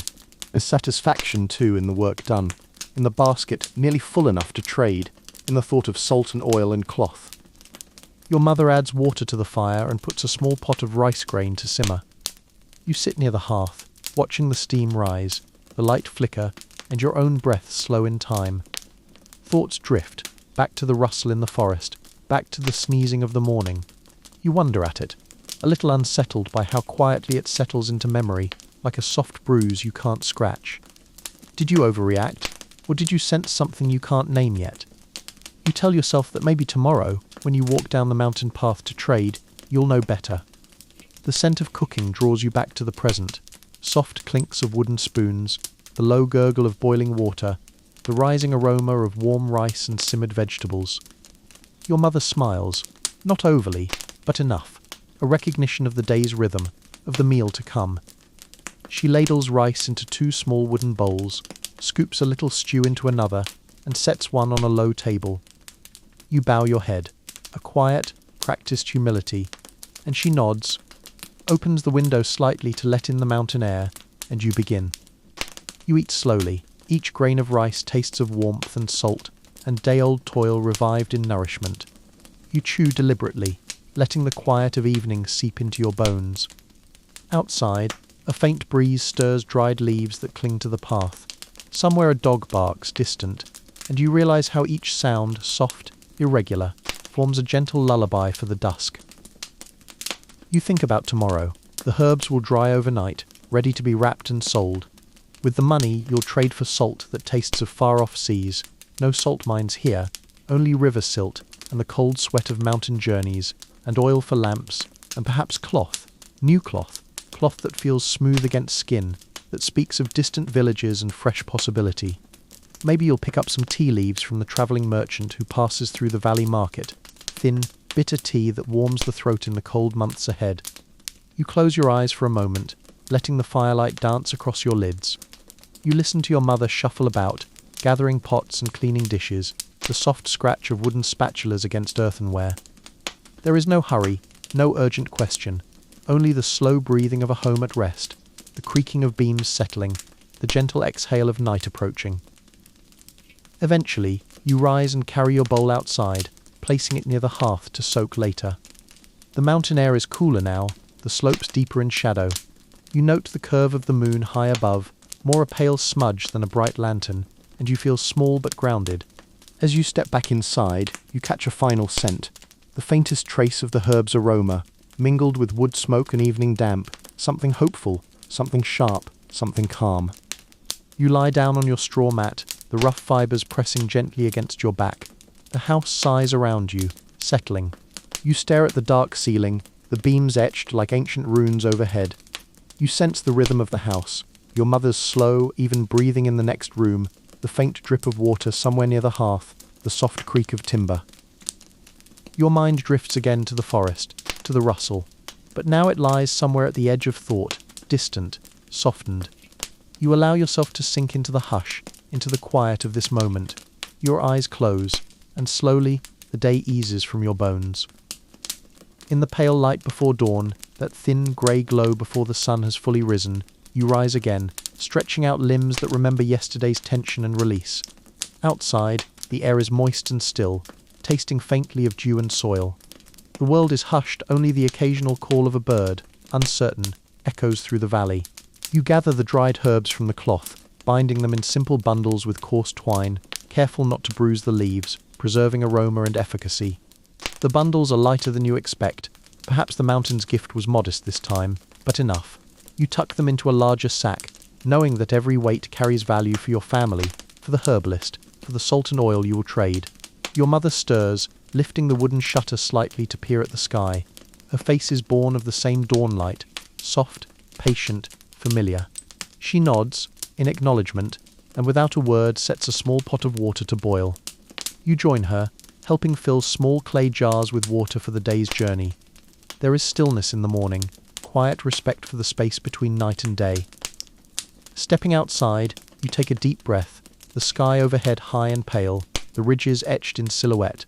Soft mist drifts low between trees, hugging the ground, lifting occasionally in lazy spirals as the air warms. You sling the sack of herbs over your shoulder and begin the walk down the mountain path. Each step is deliberate, measured, careful not to jostle the herbs, but also mindful of footing on the path slick with dew, moss creeping at the edges of stones, roots hidden beneath damp earth.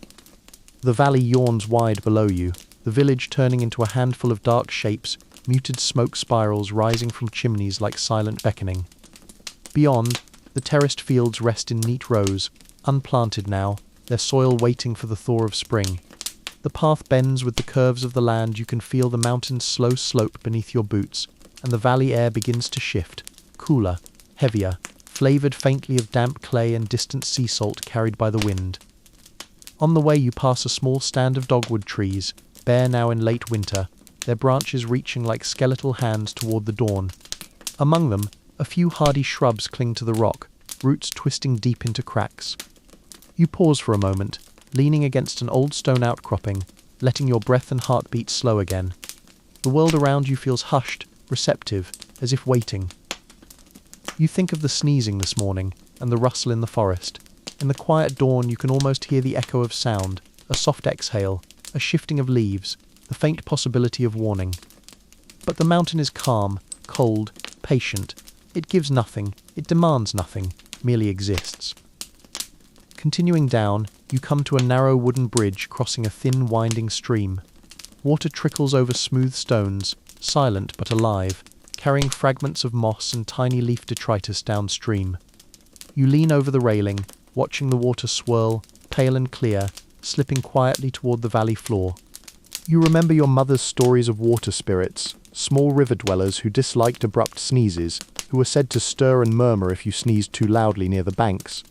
The stories were half jokes, half warnings to treat water and wind with respect. You almost laugh, not at the superstition, but at the hardy seriousness with which your mother delivered it. You cross, each wooden board creaking under your weight. On the other side, the air is different, fresher, mixed with earth and low grass and the distant brine of seaborne winds. The valley unfolds slowly before you, homes of wood and clay dotting the gentle slope, smoke plumes rising and drifting east. Animals begin to stir, a dog barking faintly, a chicken clucking as it spreads its wings, farmhands gathering remnants of firewood in the cool morning air. Walking past one of the small huts, you pass an old woman seated near the door, weaving a reed basket. She nods at you, a quick small movement, and for a moment you see in her eyes the pattern of mountains and paths, years of seasons observing the same ridges, the same forest, the same sneezing, the same rustling. There is no fear there, only acceptance. Life moves, people move, wind moves, herbs grow, water flows. You nod back politely, perhaps a little too stiffly, feeling the weight of your sack pressing against your shoulder, but also feeling the strange lightness that comes from having done what needed to be done. As you near the village centre, voices begin to drift out, merchants calling out softly, children stirring in their homes, the clatter of pottery, the soft metallic jingle of coins. The market is slowly awakening for the day's trade. You pause at the edge, inhaling deeply salty air carried from the coast, mingled with the smell of dried seaweed, smoked fish, clay and wood, and the faintest touch of your packed herbs. You walk through, weaving between stalls and early buyers, offering your bundles when an elderly herbalist lifts his weathered hand. He inspects your harvest with quiet expertise, the scent, the colour, the feel. He nods, gives a small smile. He offers fewer coins than you hoped, but then, in a soft voice, compliments the quality. "Good harvest, wisdom in restraint," he says. You nod, pocket the coins, and after a moment you ask if he might also have salt or oil to trade. He nods again, and leads you to a woven crate by the side of his stall. You exchange herbs for salt, white crystals glinting like river stones, and a small amount of oil, thick and amber-coloured, sealed in a clay jar. The transaction is swift, practical, without flourish or fuss. But as you tie bag to sack and secure the clay jar with soft cloth, you feel a little thrill. Salt for food, oil for lamps, survival, continuation. The world hums, the market buzzes, people move, trade flows. You walk back toward home under a pale morning sun, salt and oil tucked secure, the empty coin purse heavier than the herbalist's bag felt, but richer. You think about tomorrow night, a lamp lit, warm stew, maybe tea, and quiet company. And ahead of that, seeds, work, seasons, small comforts. As you near the mountain's base, you feel the valley air shift again, heavier with grass and earth, warmer under the sun's early touch. The slope begins to rise, the path steepening, moss giving way to rocky soil.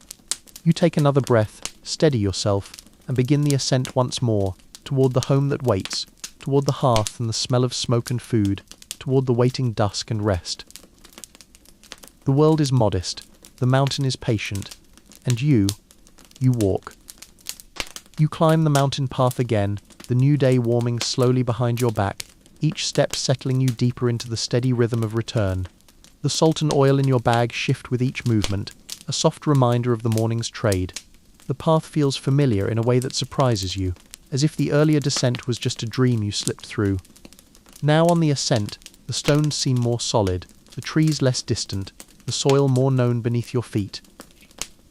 There is a gentle satisfaction in walking home with something gained, even if that something is modest. That salty little pouch may not seem impressive to anyone else, but to you it feels like victory, proof the forest gave enough, that your work was worth the time, that the whispers of superstition swirling around your morning sneezes did not derail the day. You pass the dogwood trees again, their branches angled differently now in the broadening daylight. A few small birds hop along the ground beside them, pecking curiously at the frost-softened dirt. They flit away as you approach, though one remains, head cocked, as if weighing whether you pose any actual threat. You nod to it, a ridiculous gesture maybe, but one that feels appropriate in a world where warnings come through sneezes and wind shifts and rustling leaves. The bridge appears ahead, thin planks stretching over the trickling stream. In the morning it felt mysterious, mist curling like whispered secrets. Now it seems gentle, open, glinting casually beneath the early afternoon light. You pause midway, glance down at the water, and watch the faint shimmer dance across its surface. It feels strange that this tiny stream, barely wide enough for a few careful steps, could be home to river spirits in the stories your mother told. The water looks too small to hold anything but stones and forgotten leaves. You lean on the railing anyway, breathing in the cool air, letting the sound of the stream quiet whatever faint tension is left from the forest's mysterious rustle the previous day. The thought repeats itself like a stone turning in a slow current. Maybe it was just an animal, a deer, a boar, a fox moving through brush with a purpose, coincidentally timed to your presence. Maybe the world is just noisy, and you were just nervous. You step off the bridge, leaving the water behind, and ascend toward the forest edge. The canopy thickens above you, branches interlocking like fingers spread to filter sunlight. The smell of pine deepens, mixing with the sharper scent of cool earth.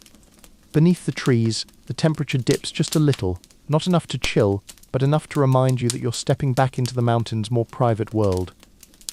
As you cross onto the forest path, a hush settles. Not silence exactly, but the quieter pressure of a place where the world becomes more selective about the noises it allows. Your footsteps muffle against the earth, the distant calls of valley merchants fade, leaves rustle faintly above, stirred by the slightest shift in wind. Your mind wanders as you walk, drifting through thoughts of the herbalist's nod of approval, the salt crystals glittering, the fat clay jar of oil snugly wrapped and tucked away. You picture your mother's face when she sees the trade, not surprise, not exuberance, but the softer glow of someone who knows that every small victory matters. When you reach the place where you gathered herbs the day before, you slow your pace, not out of fear but curiosity. The forest feels less watchful today. The air is steady, the shadows fall in familiar, reasonable shapes. You crouch near the oak tree where the herbs grow and inspect the soil. The small cluster you harvested from looks undisturbed. The younger plants you left remain as they were a small, determined patch of green. You smile. That's continuity. That's next year's promise. Still, something about the place nudges you, not quite a whisper, but the lingering echo of yesterday's alertness. You straighten and look around, scanning the trees, the undergrowth, the shifting lines of shadow. Nothing seems out of place. The rustle you heard could have been anything, the sneeze could have been nothing, but the memory remains like the faint scent of a fire that burned long ago, impossible to unnotice entirely. You turn away, letting the forest have the last word. It usually does anyway. Walking again, you feel the slow return of warmth to your limbs. The path rises gently, guiding you toward home. Branches sway faintly overhead, and now the sound feels like greeting instead of warning. A squirrel darts across the path, pausing just long enough to assess your usefulness before scurrying up a nearby tree. It chitters once, almost reproachfully, and vanishes into the canopy. By the time you reach the edge of your village, the sun has risen fully above the peaks, lighting the rooftops with a soft golden sheen. Smoke trails lift from chimneys, straight and thin in the gentle air. People move quietly about their afternoon tasks, weaving mats, chopping firewood, repairing tools. A few nod in your direction as you pass, not warm greetings, but the small, understated acknowledgements of people who share the pace of mountain life. Your home appears around the bend, its familiar outline emerging between trees. The sight of it brings a soft, comforting weight to your chest. The world here is simple, but it is yours. The forest is unpredictable, but it is also generous. The valley is noisy, but it is alive. You step through the doorway into the familiar warmth. Your mother looks up from the drying herbs, takes in the bag slung over your shoulder, and smiles. You place the salt and oil on the table, their presence quiet but meaningful, proof that the day moved as it should. She nods once, enough said. You breathe out slowly, letting the mountain stillness settle into your bones again, and begin helping with the work waiting for you inside. The rest of the afternoon unfolds in that slow, even rhythm that defines life in a mountain village, a rhythm you hardly notice until you try to describe it. Tasks flow into one another with quiet purpose, sweeping dirt from the earthen floor, sorting herbs into bundles, repairing a cracked wooden ladle with resin and twine. Your mother works beside you, hands steady and sure. The two of you rarely need words to coordinate. You've both lived long enough in the same small patterns that your movements naturally complement each other. When she sets a pile of stems aside, you already know she intends for you to clean them. When you place a finished bundle near her, she already knows you've chosen the best leaves to dry for stronger remedies. You enjoy that, the unspoken simplicity of shared work. As the sun drifts lower, its light spills across the room in long amber strokes. Dust motes float lazily through the air, rising and falling as if they're trying to decide whether to dance or finally settle. The smell of herbs thickens around you, warm and sharp, grounding you in the moment. After a while, you step outside to gather more firewood from the pile stacked against the house. The air is cooler now, with a faint edge that hints at evening. You look up and see the sky shifting, blues melting into soft pinks, then drifting toward shades of violet. A pair of cranes fly overhead, their wings slow and deliberate. They're heading toward the wetlands in the valley, no doubt settling for the night. You watch them until they become thin silhouettes against the colored sky. Returning inside, you stack the firewood near the hearth. Your mother tends to the small cooking pot, adding a pinch of salt from your new pouch. The crystals dissolve instantly, leaving behind a clearer, more savory fragrance. You feel a small swell of pride, a modest thing, but meaningful. Today's walk, today's trade, today's return. You sit near the fire again, warming your hands as the flames flicker. The sound of the crackling wood is soft, steady, comforting. The kind of sound that could lull someone to sleep without trying. But just when your mind begins to drift toward that warm haze, you hear it, a faint sneeze. Not yours, it echoes lightly from somewhere outside the house. You pause, eyebrows drawing together. You wait, listening. Nothing follows, no footsteps, no voices, just the rustling of the wind pushing through the trees, and the snap of firewood as it burns. You look toward your mother, She's heard it too, the brief pause, the shift of her eyes. She doesn't speak, but there's a flicker of recognition there, a kind of quiet alertness that old mountain tales have woven deep into everyone. Superstition isn't childish here, it isn't dismissed as nonsense, it's part of the way you read the world. A sneeze at the right moment, or the wrong one, could be many things: a visitor, a warning, a shift in the air. Still, after a moment, your mother returns to her cooking, and the rhythm of the house settles again. You remain alert for a few breaths longer before letting it go. Maybe someone walked past your home, maybe a hunter returned early from the forest, maybe a gust of cold air irritated someone's nose. The explanations are endless. The meaning? Harder to hold. Later, as the meal begins to simmer, you step outside again. The sky has deepened to indigo. Stars blink softly, scattered like small pinpricks of silver. The wind hums through the branches overhead. No sign of anyone, no sign of anything. You exhale and feel the tension slip from your shoulders. You return inside, closing the door gently behind you. Dinner is simple, but warm: rice, vegetables, a small scattering of dried mushrooms. The salt adds just enough depth to make the meal feel whole. You and your mother eat quietly. There's something soothing about the evening meals, the way the fire crackles, the way the steam rises from the bowl, the way the world outside dims into a soft enveloping darkness. Afterward, you tidy the bowls and place them near the hearth to dry. Your mother sets aside the remaining herbs, covering them for the night. The sense of completion lingers in the air. When you finally lie down on your straw mat again, exhaustion reaches you gently. Not heavy, not draining, just enough to remind you that you moved with purpose today. Your eyes close slowly, while outside the night deepens, spreading across the mountains like a thick dark blanket.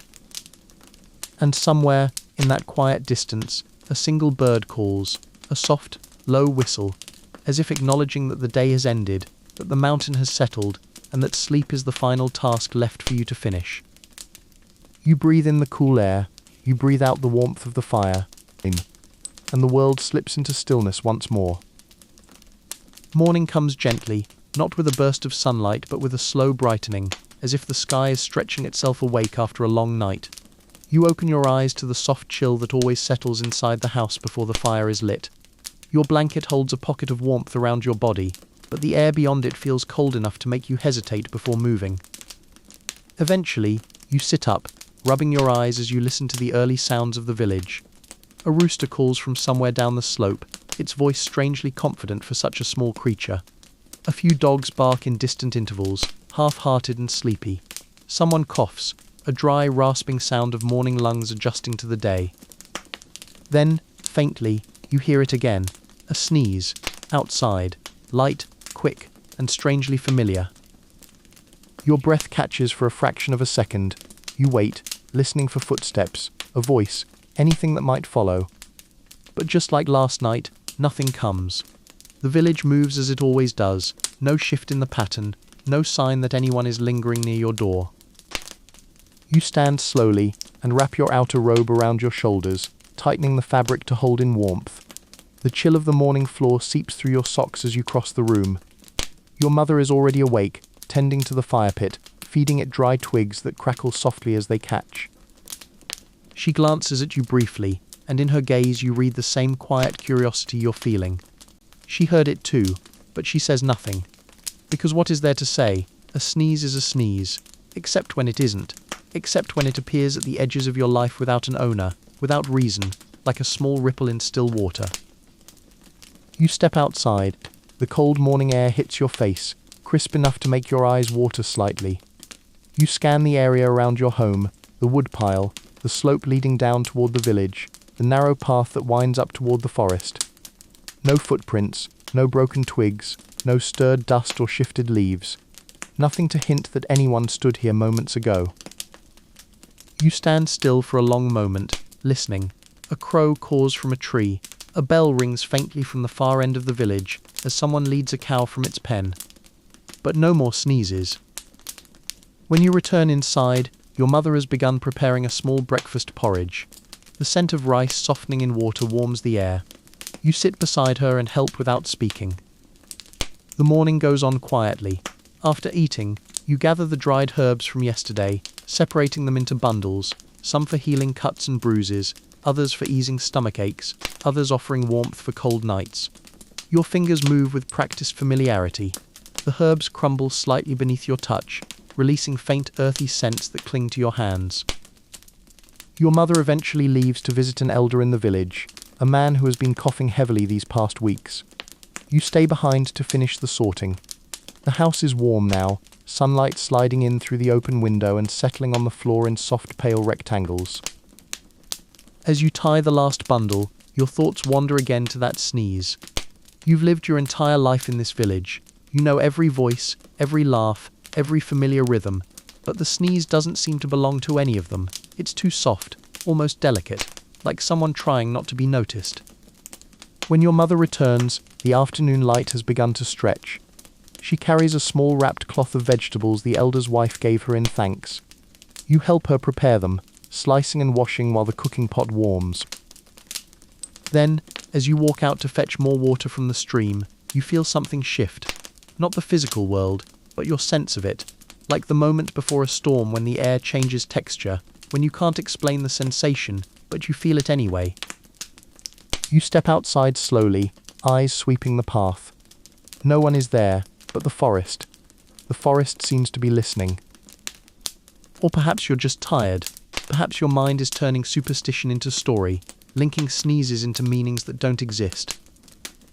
You shake off the feeling and continue down the path, bucket in hand. The stream is calm, the water clear and cold. You bend to fill the bucket, watching your reflection ripple with each small movement. A breeze sweeps through the trees, leaves shiver.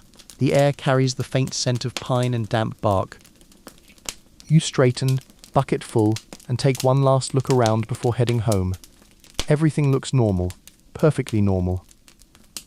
Still, you walk a little faster than usual on the way back, just in case. That evening arrives with a noticeable stillness, the kind that settles over a village when the wind decides to rest and the sky holds itself in a quiet pause. The sun sets behind the mountain in slow strokes of amber and rose, fading into a deep, velvety blue. Shadows lengthen across the ground, stretching gently like sleepy animals settling into place. You and your mother finish the last of the day's chores and sit outside for a while, letting the warmth of the fading light rest on your skin. The mountain air is cool but pleasant, the kind that makes you breathe a little deeper. Your mother sips a small cup of warm barley tea. You hold yours between your hands, feeling the heat seep into your fingers. She rarely speaks during these moments, not because she has nothing to say, but because silence is a treasured part of mountain evenings, as sacred as any ritual. A few children run past your house, laughing as they chase each other with sticks.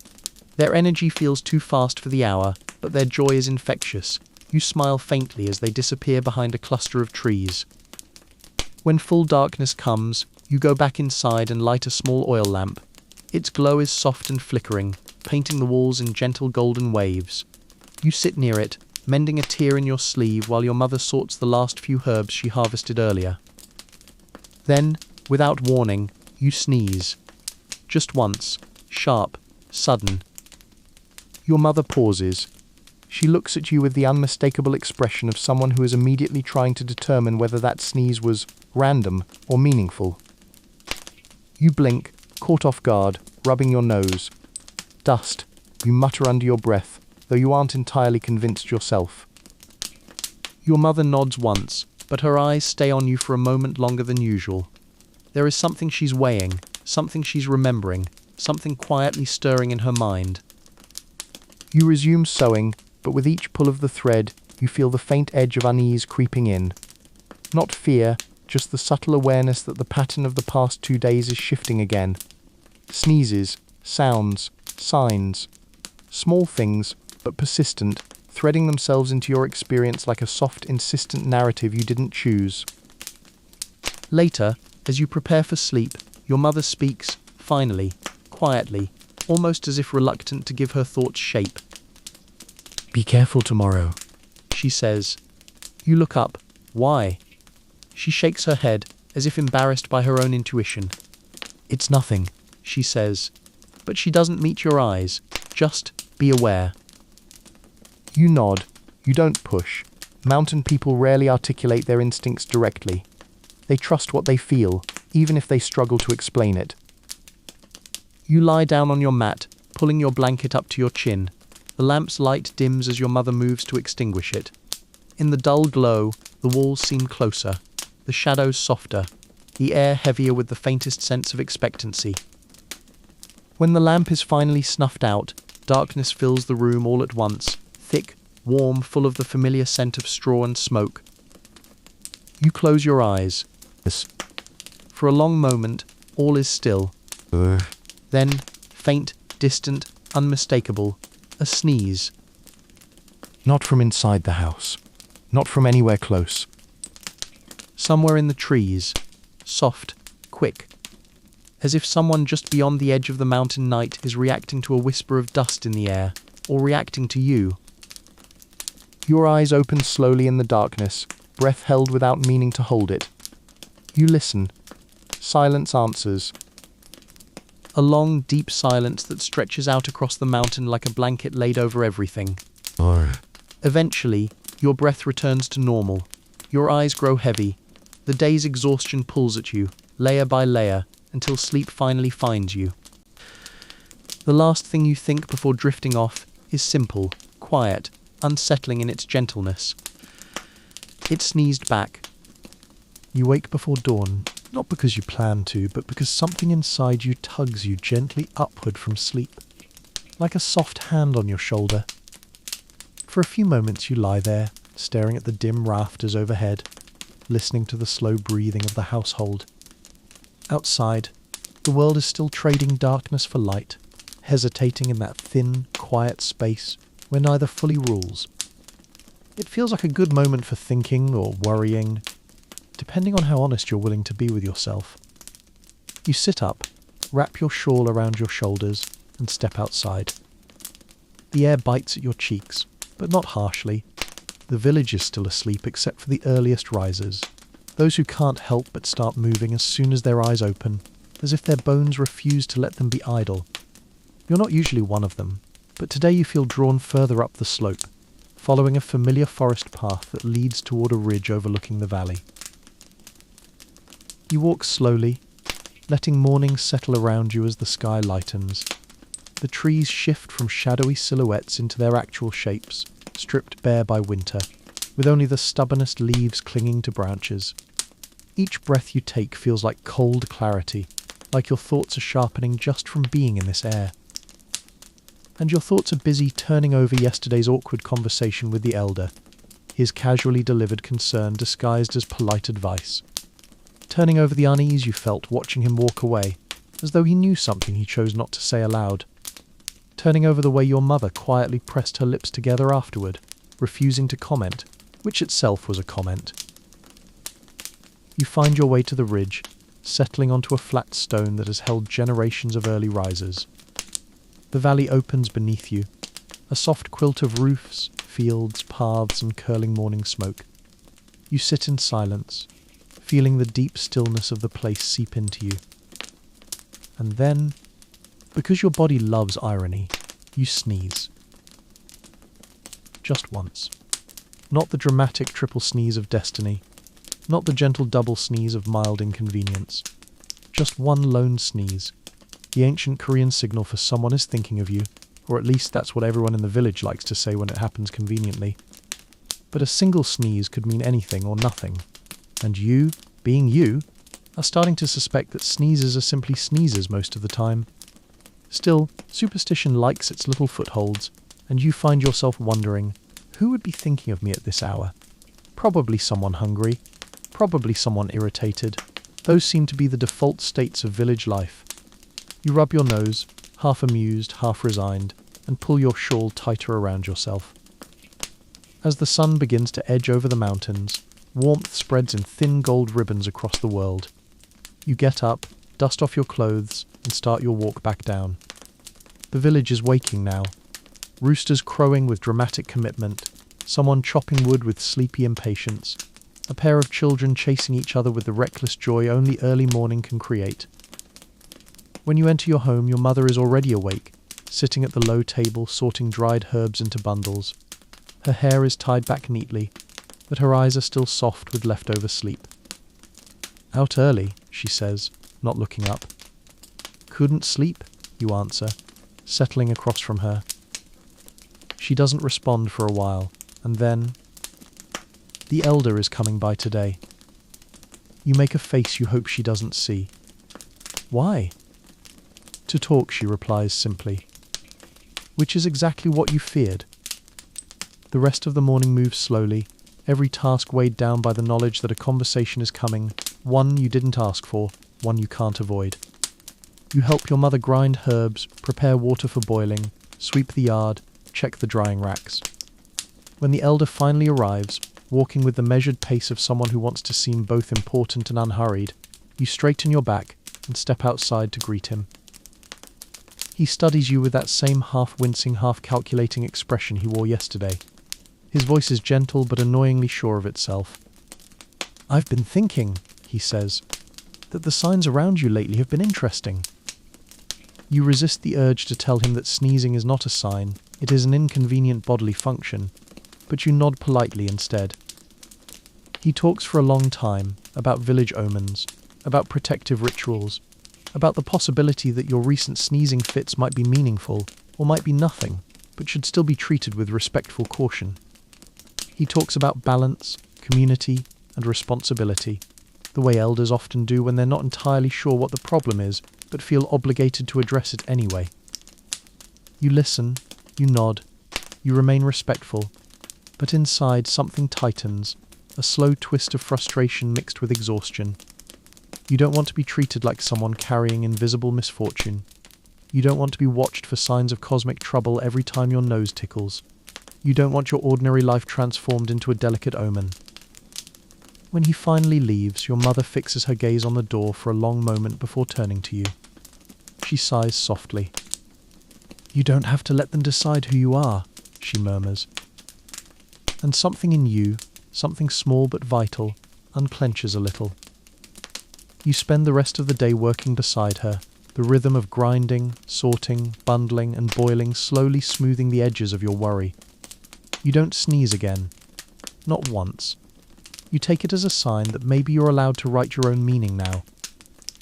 And yet, when night falls and the cold settles, you lie awake thinking of the morning ridge, the valley quiet beneath you, and the question that hums beneath everything. What does it mean to be thought of?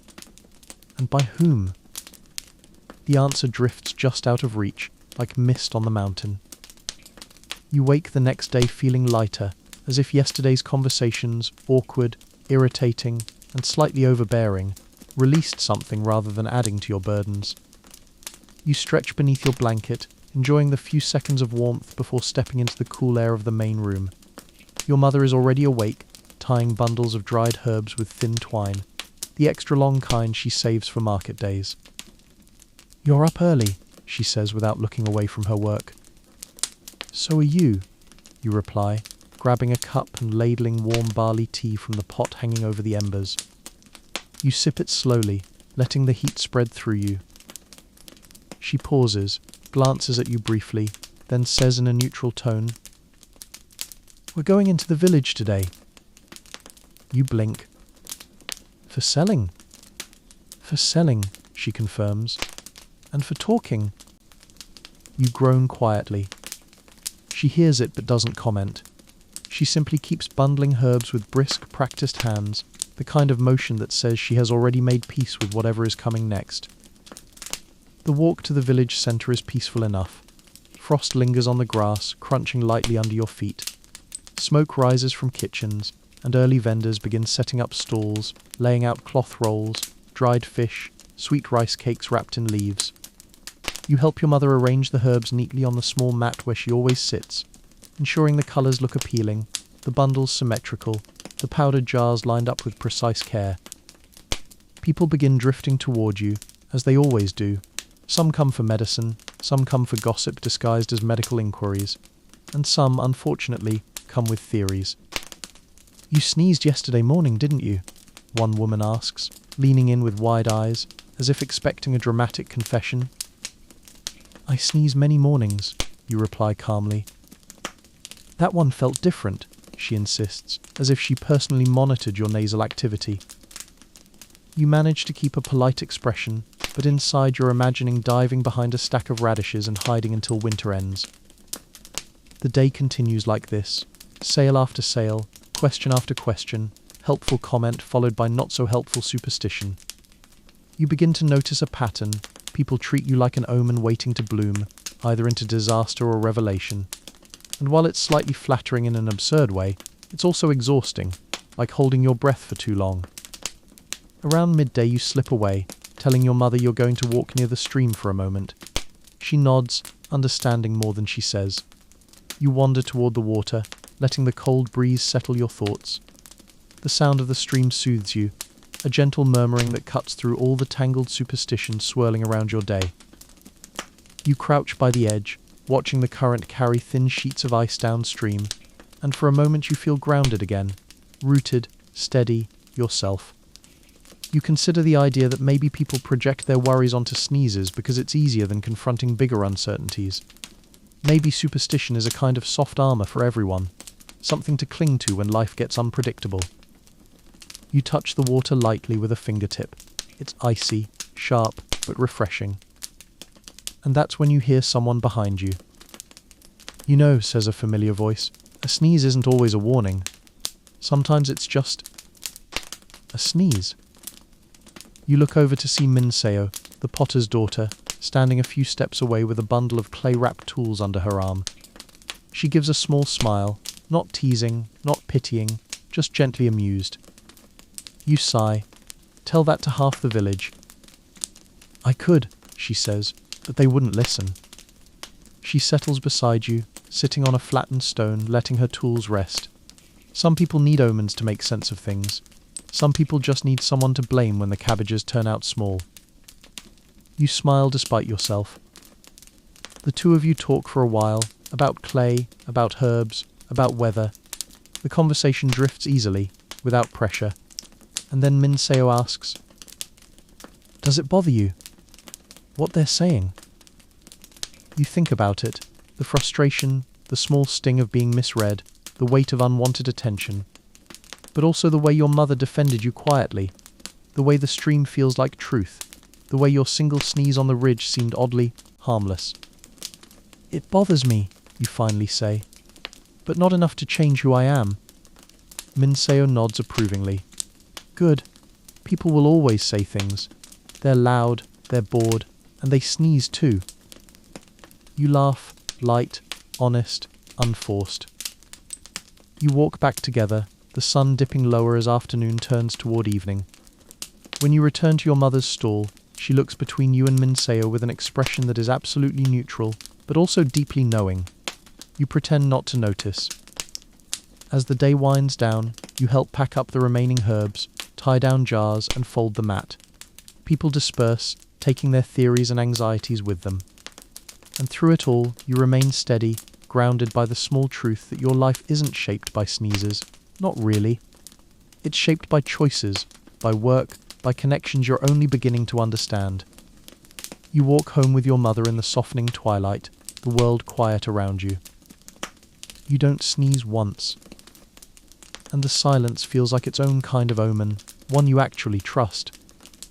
You wake to the smell of boiling rice porridge, the kind your mother makes only when she's in an especially patient mood, or when she thinks someone in the house needs comforting without admitting it. You sit up, rubbing your eyes, and for a few seconds you simply listen, soft bubbling from the pot, the quiet sweep of a broom, the subtle rhythm of a home going through its morning routines. No sneezes, not even the hint of one. Your nose feels peaceful, almost smugly so. When you step outside, the cold air greets you in a crisp wave, carrying with it the scent of pine and distant wood smoke. The village is stirring, slowly, sluggishly, the way it always does after a long market day. People are tired, chickens are grumpy, even the dogs bark with a kind of exhausted laziness. You take a slow breath. Today you decide will be uneventful, wonderfully, gloriously uneventful. Your mother hands you a bowl of porridge, her eyes flicking toward you with that subtle maternal radar that detects every emotion you try to hide. You seemed calmer yesterday, she says simply. I was, you admit, sitting beside her on the low steps. The stream helped. Good, she replies, and doesn't pry further. She doesn't need to. The morning passes quietly. You sort herbs, you grind roots, you refill jars, you sweep. Everything falls into a familiar rhythm, the kind that feels like a balm, smoothing your thoughts into something simple and steady. And even though yesterday's chatter still echoes faintly in your mind, it doesn't feel heavy anymore, just a leftover noise fading with time. But peace never lasts long in a busy village, especially when you've somehow become the accidental symbol of sneezing omens for half its population. Around mid-morning, a soft knock sounds at the door. You look up from your work. Your mother raises an eyebrow. Neither of you moves immediately, as if hoping the visitor might just decide they made a mistake and walk away. No such luck. You open the door to find Yunmi, the weaver, standing there with a basket of fabric scraps and a determined expression. I need a charm, she says without preamble. For protection. You blink. Protection from what? Bad luck, she whispers dramatically. Or unwanted energies. Or wandering spirits. Or possibly all three. You fight the urge to pinch the bridge of your nose. Why are you telling this to me? She leans in as if revealing a secret. Because you're connected right now. You stare at her. She stares back. There is no universe in which you want to ask what she means, yet your curiosity betrays you. Connected how? She lowers her voice even more. The sneezes, there it is. You inhale slowly, then exhale even slower. Yunmi, I haven't sneezed at all today. She gasps, then the energy must be building.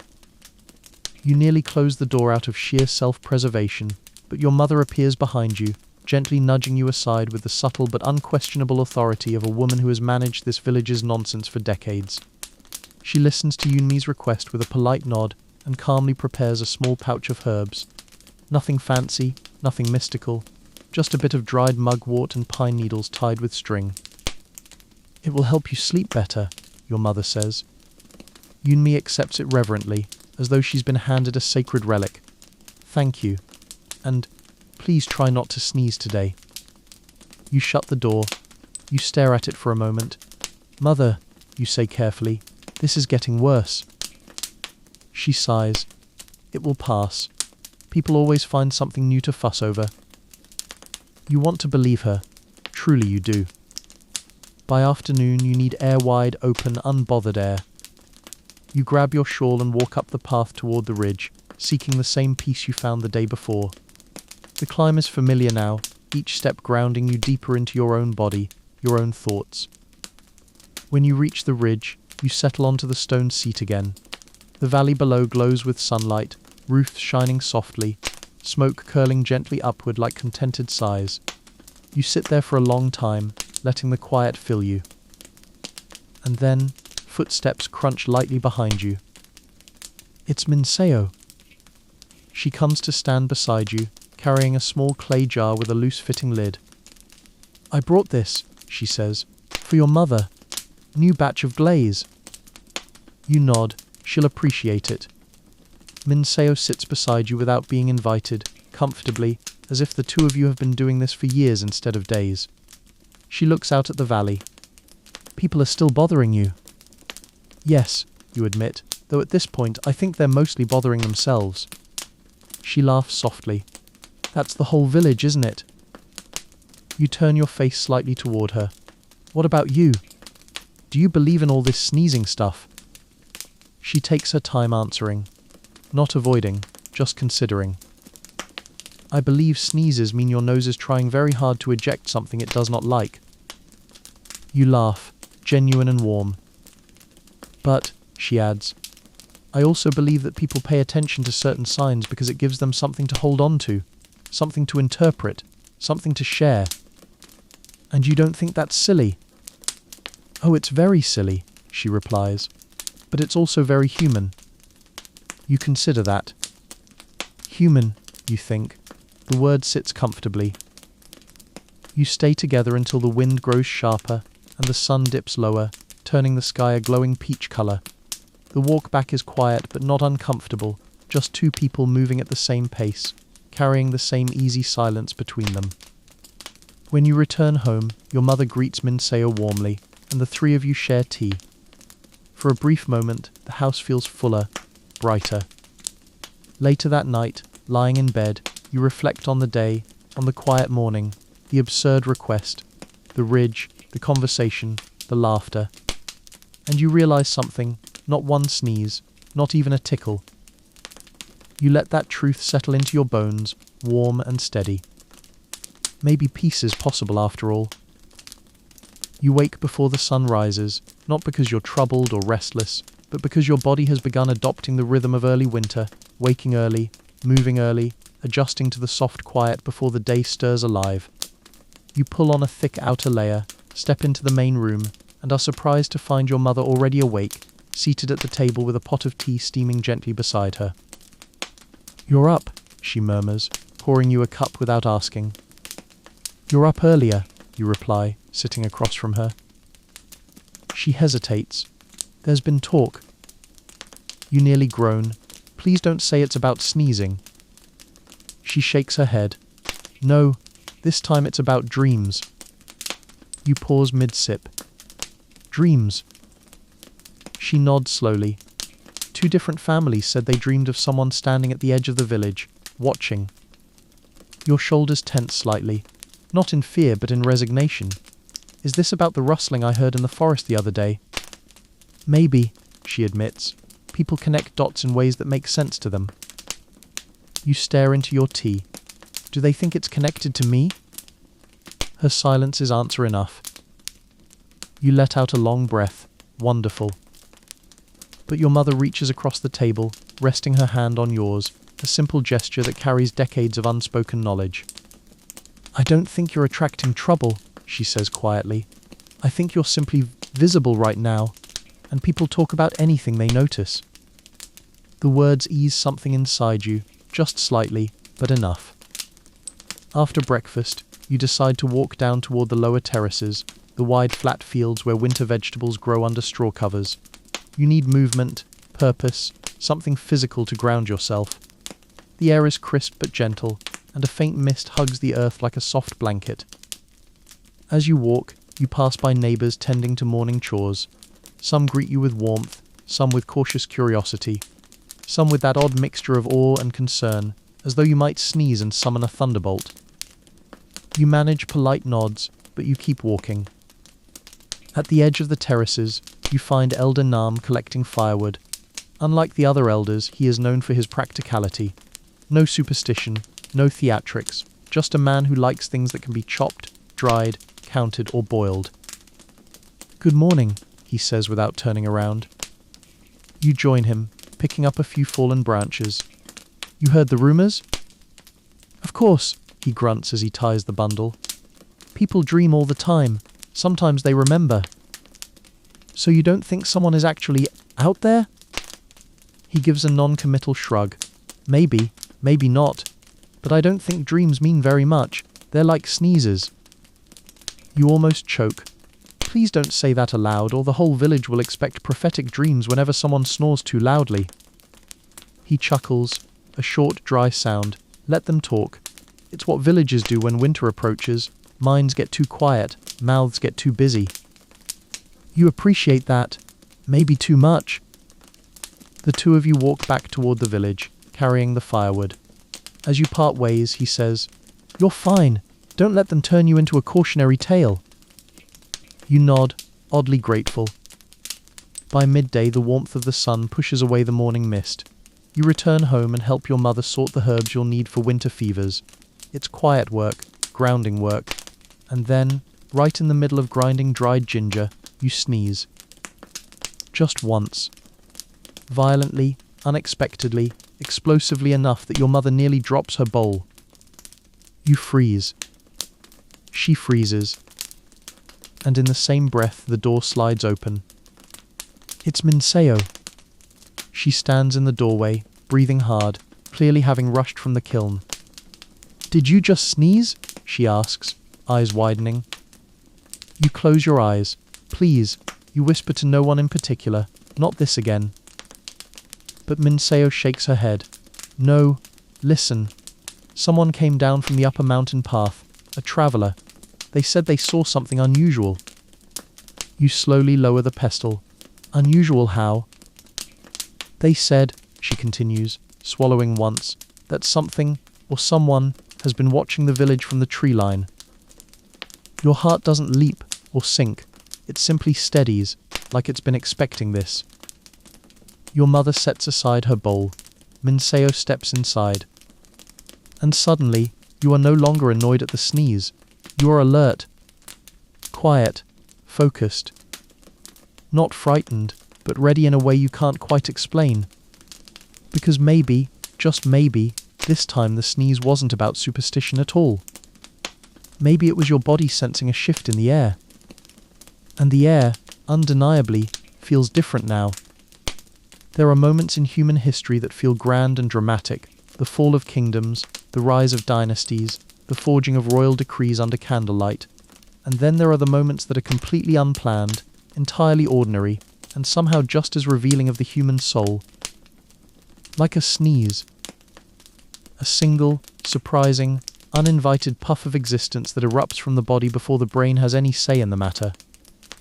In ancient Korea, long before neon lights glowed over Seoul, or smartphones lit up midnight rooms, people viewed sneezing with a mixture of curiosity, superstition, and quiet suspicion. A sneeze wasn't just an accident of dust or cold weather. No, that would be far too boring for ancestors who spent long nights beside clay fireplaces, listening to the crackle of pine wood and weaving meaning into every small corner of life. To them, a sneeze was a message. A tiny whisper from the invisible world. A sign that someone, somewhere, was thinking of you. Imagine this. You are a farmer in the Three Kingdoms period, perhaps living in the rolling hills of Silla.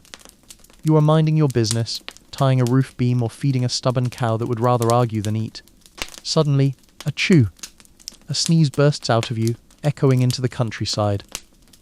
In that moment, you pause. You don't merely wipe your nose and continue your chores like a modern person might. Instead, you consider the possibilities. Who might be thinking of you? An old friend, a family member, a faraway lover, or, if you had reason to worry, someone wishing you ill. Because sneezes, according to old Korean folk belief, were tied to thoughts. Someone talking about you, someone gossiping, someone praising you, someone missing you. The sneeze was a hint, a little shake of the universe saying, "You're on someone's mind." It was not at all unusual for someone to sneeze and be met with amused smiles. A grandmother stirring a pot of soybean soup might lift an eyebrow and say, "Ah, someone must be speaking of you." A merchant at the market might sneeze while weighing barley and mutter, half annoyed, "Who's thinking nonsense about me now?" At night, when candles flickered and people gathered around warm ondol floors, stories of mysterious sneezes were exchanged like gentle gossip. A young woman might confess that she had sneezed 3 times during laundry, and her friends would immediately demand details about who she suspected was thinking of her. And if she hesitated, they would grin knowingly, delighted at the idea of a secret admirer. Sneezes were not always friendly omens, of course. Some believed that a sudden sneeze could signal the presence of spirits. A guardian ancestor might be warning you. Or, on less comforting nights, an unsettled ghost might be passing by. Sneezes were moments where the border between the seen and unseen thinned, just for a breath. Just enough to make you wonder if something had brushed past your soul. Yet despite these beliefs, sneezes also invited laughter. Even Confucian scholars, who took many things quite seriously, sometimes teased each other when one suddenly sneezed during a lecture. Clearly one might say with scholarly dignity, "Someone is speaking of your brilliance." Or, if the sneeze was aggressively loud, "Someone is complaining about you." To sneeze was to be connected, even if just for an instant. Connected to thoughts, to people, to unseen currents of emotion drifting through the village. And of course, like in many parts of the world, sneezing was also simply embarrassing. That awkward moment when you tried to hold it in but failed, when the entire quiet courtyard turned to look at you, when you apologized, bowing slightly, and someone responded with a soft laugh, it means someone cares for you. A sneeze was never just a sneeze. It was a rumor of affection, a whisper of gossip, a possible message from the spirit world. Or, very occasionally, just a lot of pollen. But in ancient Korea, even the ordinary was painted with gentle meaning, and perhaps that is why these stories still linger, like the faint warmth of a home-cooked meal left on a wooden table long after the family has gone to sleep. Night settled softly over the hanok roofs of ancient Korean villages, collecting in the curved tiles like ink pooling on silk. The wind drifted lazily through pine branches, the moon cast its silver glow, and from inside warm homes came the distant hum of conversations, slow, gentle, and unhurried. These were the hours when stories lived, when the world felt thinner, and when a sneeze could change a room. In ancient Korea, people believed that the body was not just flesh and bone, it was a vessel for invisible energies. Breath, warmth, spirit, and even emotion moved through a person like water through a stream bed. And if one of those energies slipped out too suddenly, as in the case of a sneeze, it could stir the unseen world. This is why in some regions, people offered small phrases of protection after sneezing, not because the sneezer was sick, but because something within them had momentarily escaped, and it needed shepherding back. A grandmother might gently pat a child's back after a sneeze, murmuring a tiny reassurance under her breath, not unlike a lullaby. She wasn't worried about illness, she was simply acknowledging that the little burst of breath might have startled the spirits nearby. For the boundary between humans and spirits was a quiet, delicate one, thinner at night, thinner in forests, thinner during the sudden moments when a sneeze forced the body open for a heartbeat. And so, sneezes carried weight. A single sneeze might mean someone was thinking of you. 2 sneezes, someone gossiping about you, probably unfairly. 3 sneezes, someone must be missing you dearly. 4 sneezes, best not talk about it, you might be catching a cold. Spirits rarely involved themselves with the 4th sneeze. At that point it was simply nature being nature, and nature can be quite irritating. But deeper than these playful interpretations was something else. A sense that the universe was always whispering, always nudging, always offering small signs to those willing to notice.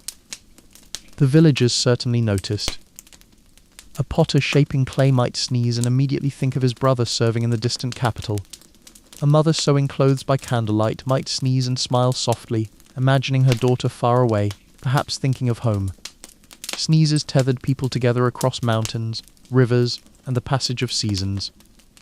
But sneezes also had a darker side, a reminder that spirits, ghosts, and ancestral presences observed the living.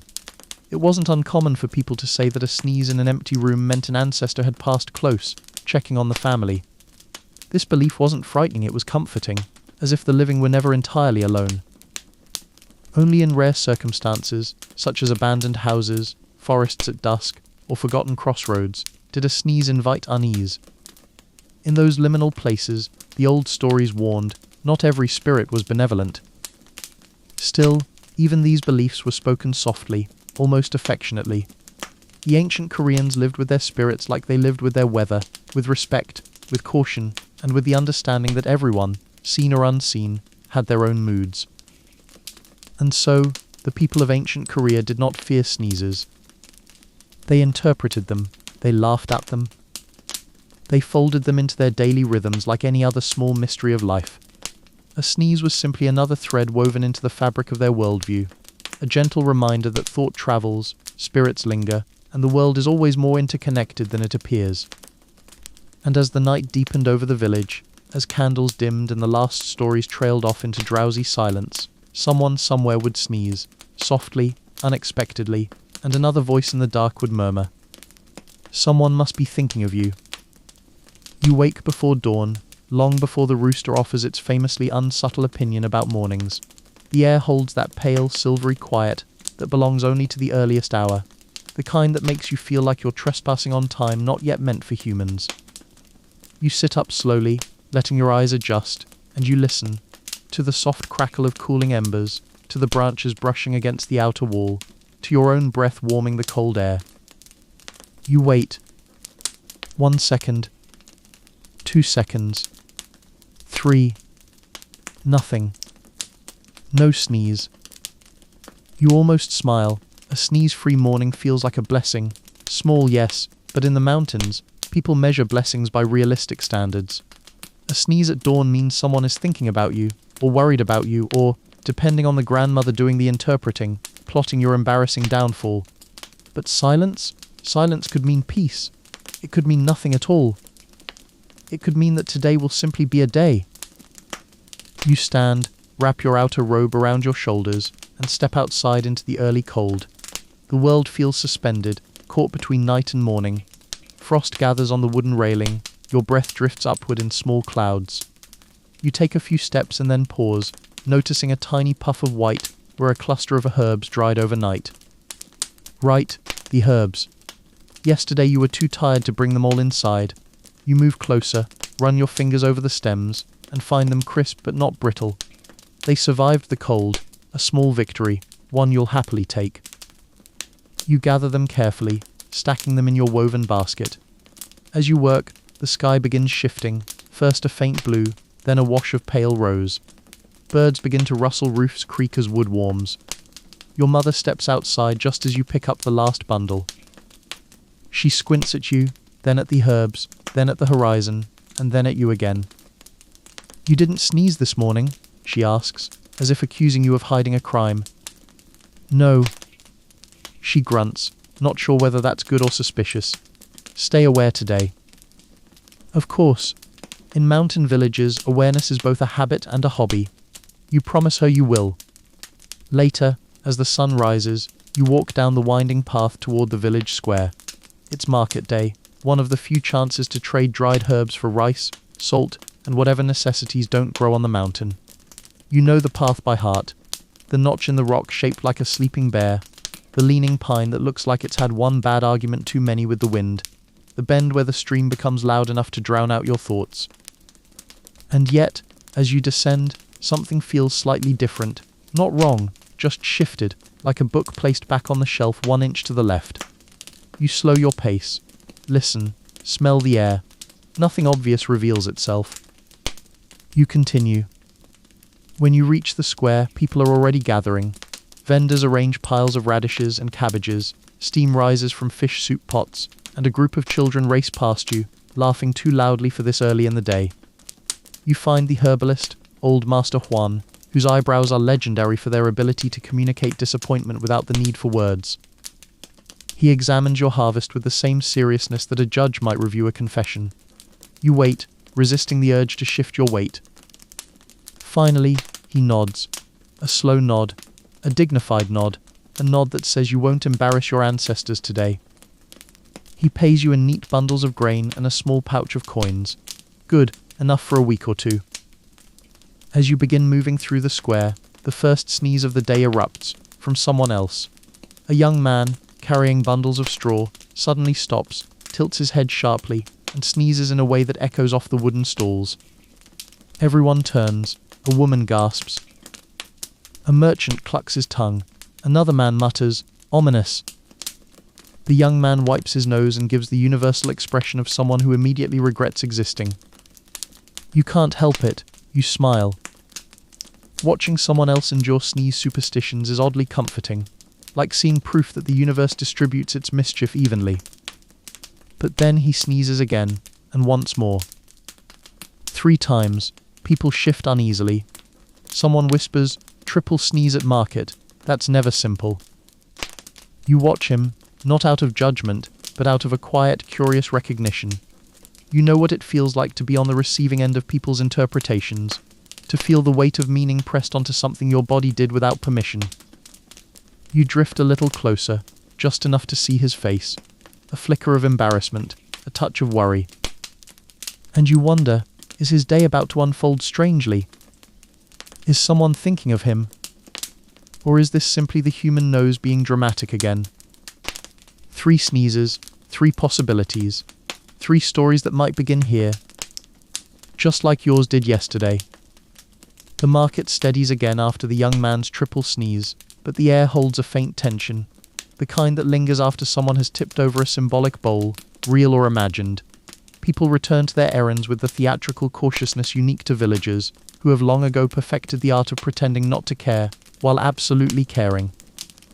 You continue through the square, your basket lighter now, but your mind humming with the small, thoughtful energy that rises whenever fate, coincidence, and ordinary life decide to sit together for tea. You stop at the pottery stall, where freshly fired bowls glow warm in the morning light. The potter, an older woman with a voice like crunching gravel, lifts one of the bowls and says, "Your mother needs a new medicine dish. The old one cracked." You blink. "How did you?" "Because she always cracks them," the potter says. "She stirs too aggressively." "Fair enough." You buy the dish. You weave through the remaining stalls, collecting rice cakes sprinkled with roasted soybean powder, a small bundle of charcoal for the hearth, and a piece of dried fish your mother will pretend she dislikes but secretly enjoys. As you head toward the path leading home, you notice the young man from earlier sitting alone on the low stone wall near the edge of the square. His bundles of straw lie beside him, neatly tied, patiently waiting for their owner to regain his sense of worldly stability. You hesitate for a heartbeat, then walk over and sit a respectful distance away. You say nothing. He says nothing. The silence feels companionable. Finally, he lets out a slow breath. "Triple sneeze," he mutters. "My grandmother would already be lighting incense." You nod, gently. Some days the world gives us warnings, some days it gives us allergies. He huffs out a laugh, quiet but real. "Which do you think today is?" You consider the question. The morning has been peaceful. Your trade went well. Your mother didn't scold you. The sky is clear. The wind is gentle. "I think," you say slowly, "that if sneezes had the power to decide our fate, the world would be chaos by noon." He laughs again, this time less restrained. The tension in his shoulders eases.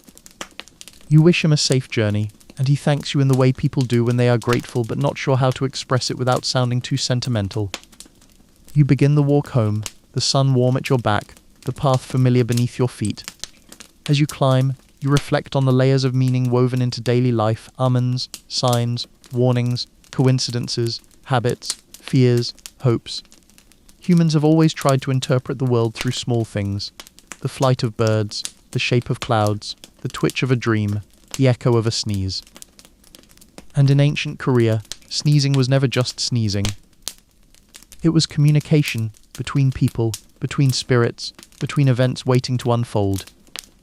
But you think, as you climb past the leaning pine, perhaps its real purpose was simpler: to make people stop, pay attention, and consider their day with a little more care. You reach home. Your mother is waiting, arms crossed, which is her universal way of saying, "Tell me everything or I'll extract it from you with eyebrow power alone." She inspects the herb payment, the pottery dish, the rice cakes. Then she inspects your face. "You didn't sneeze today," she says again, suspicious. "No," she narrows her eyes. "Good, stay balanced."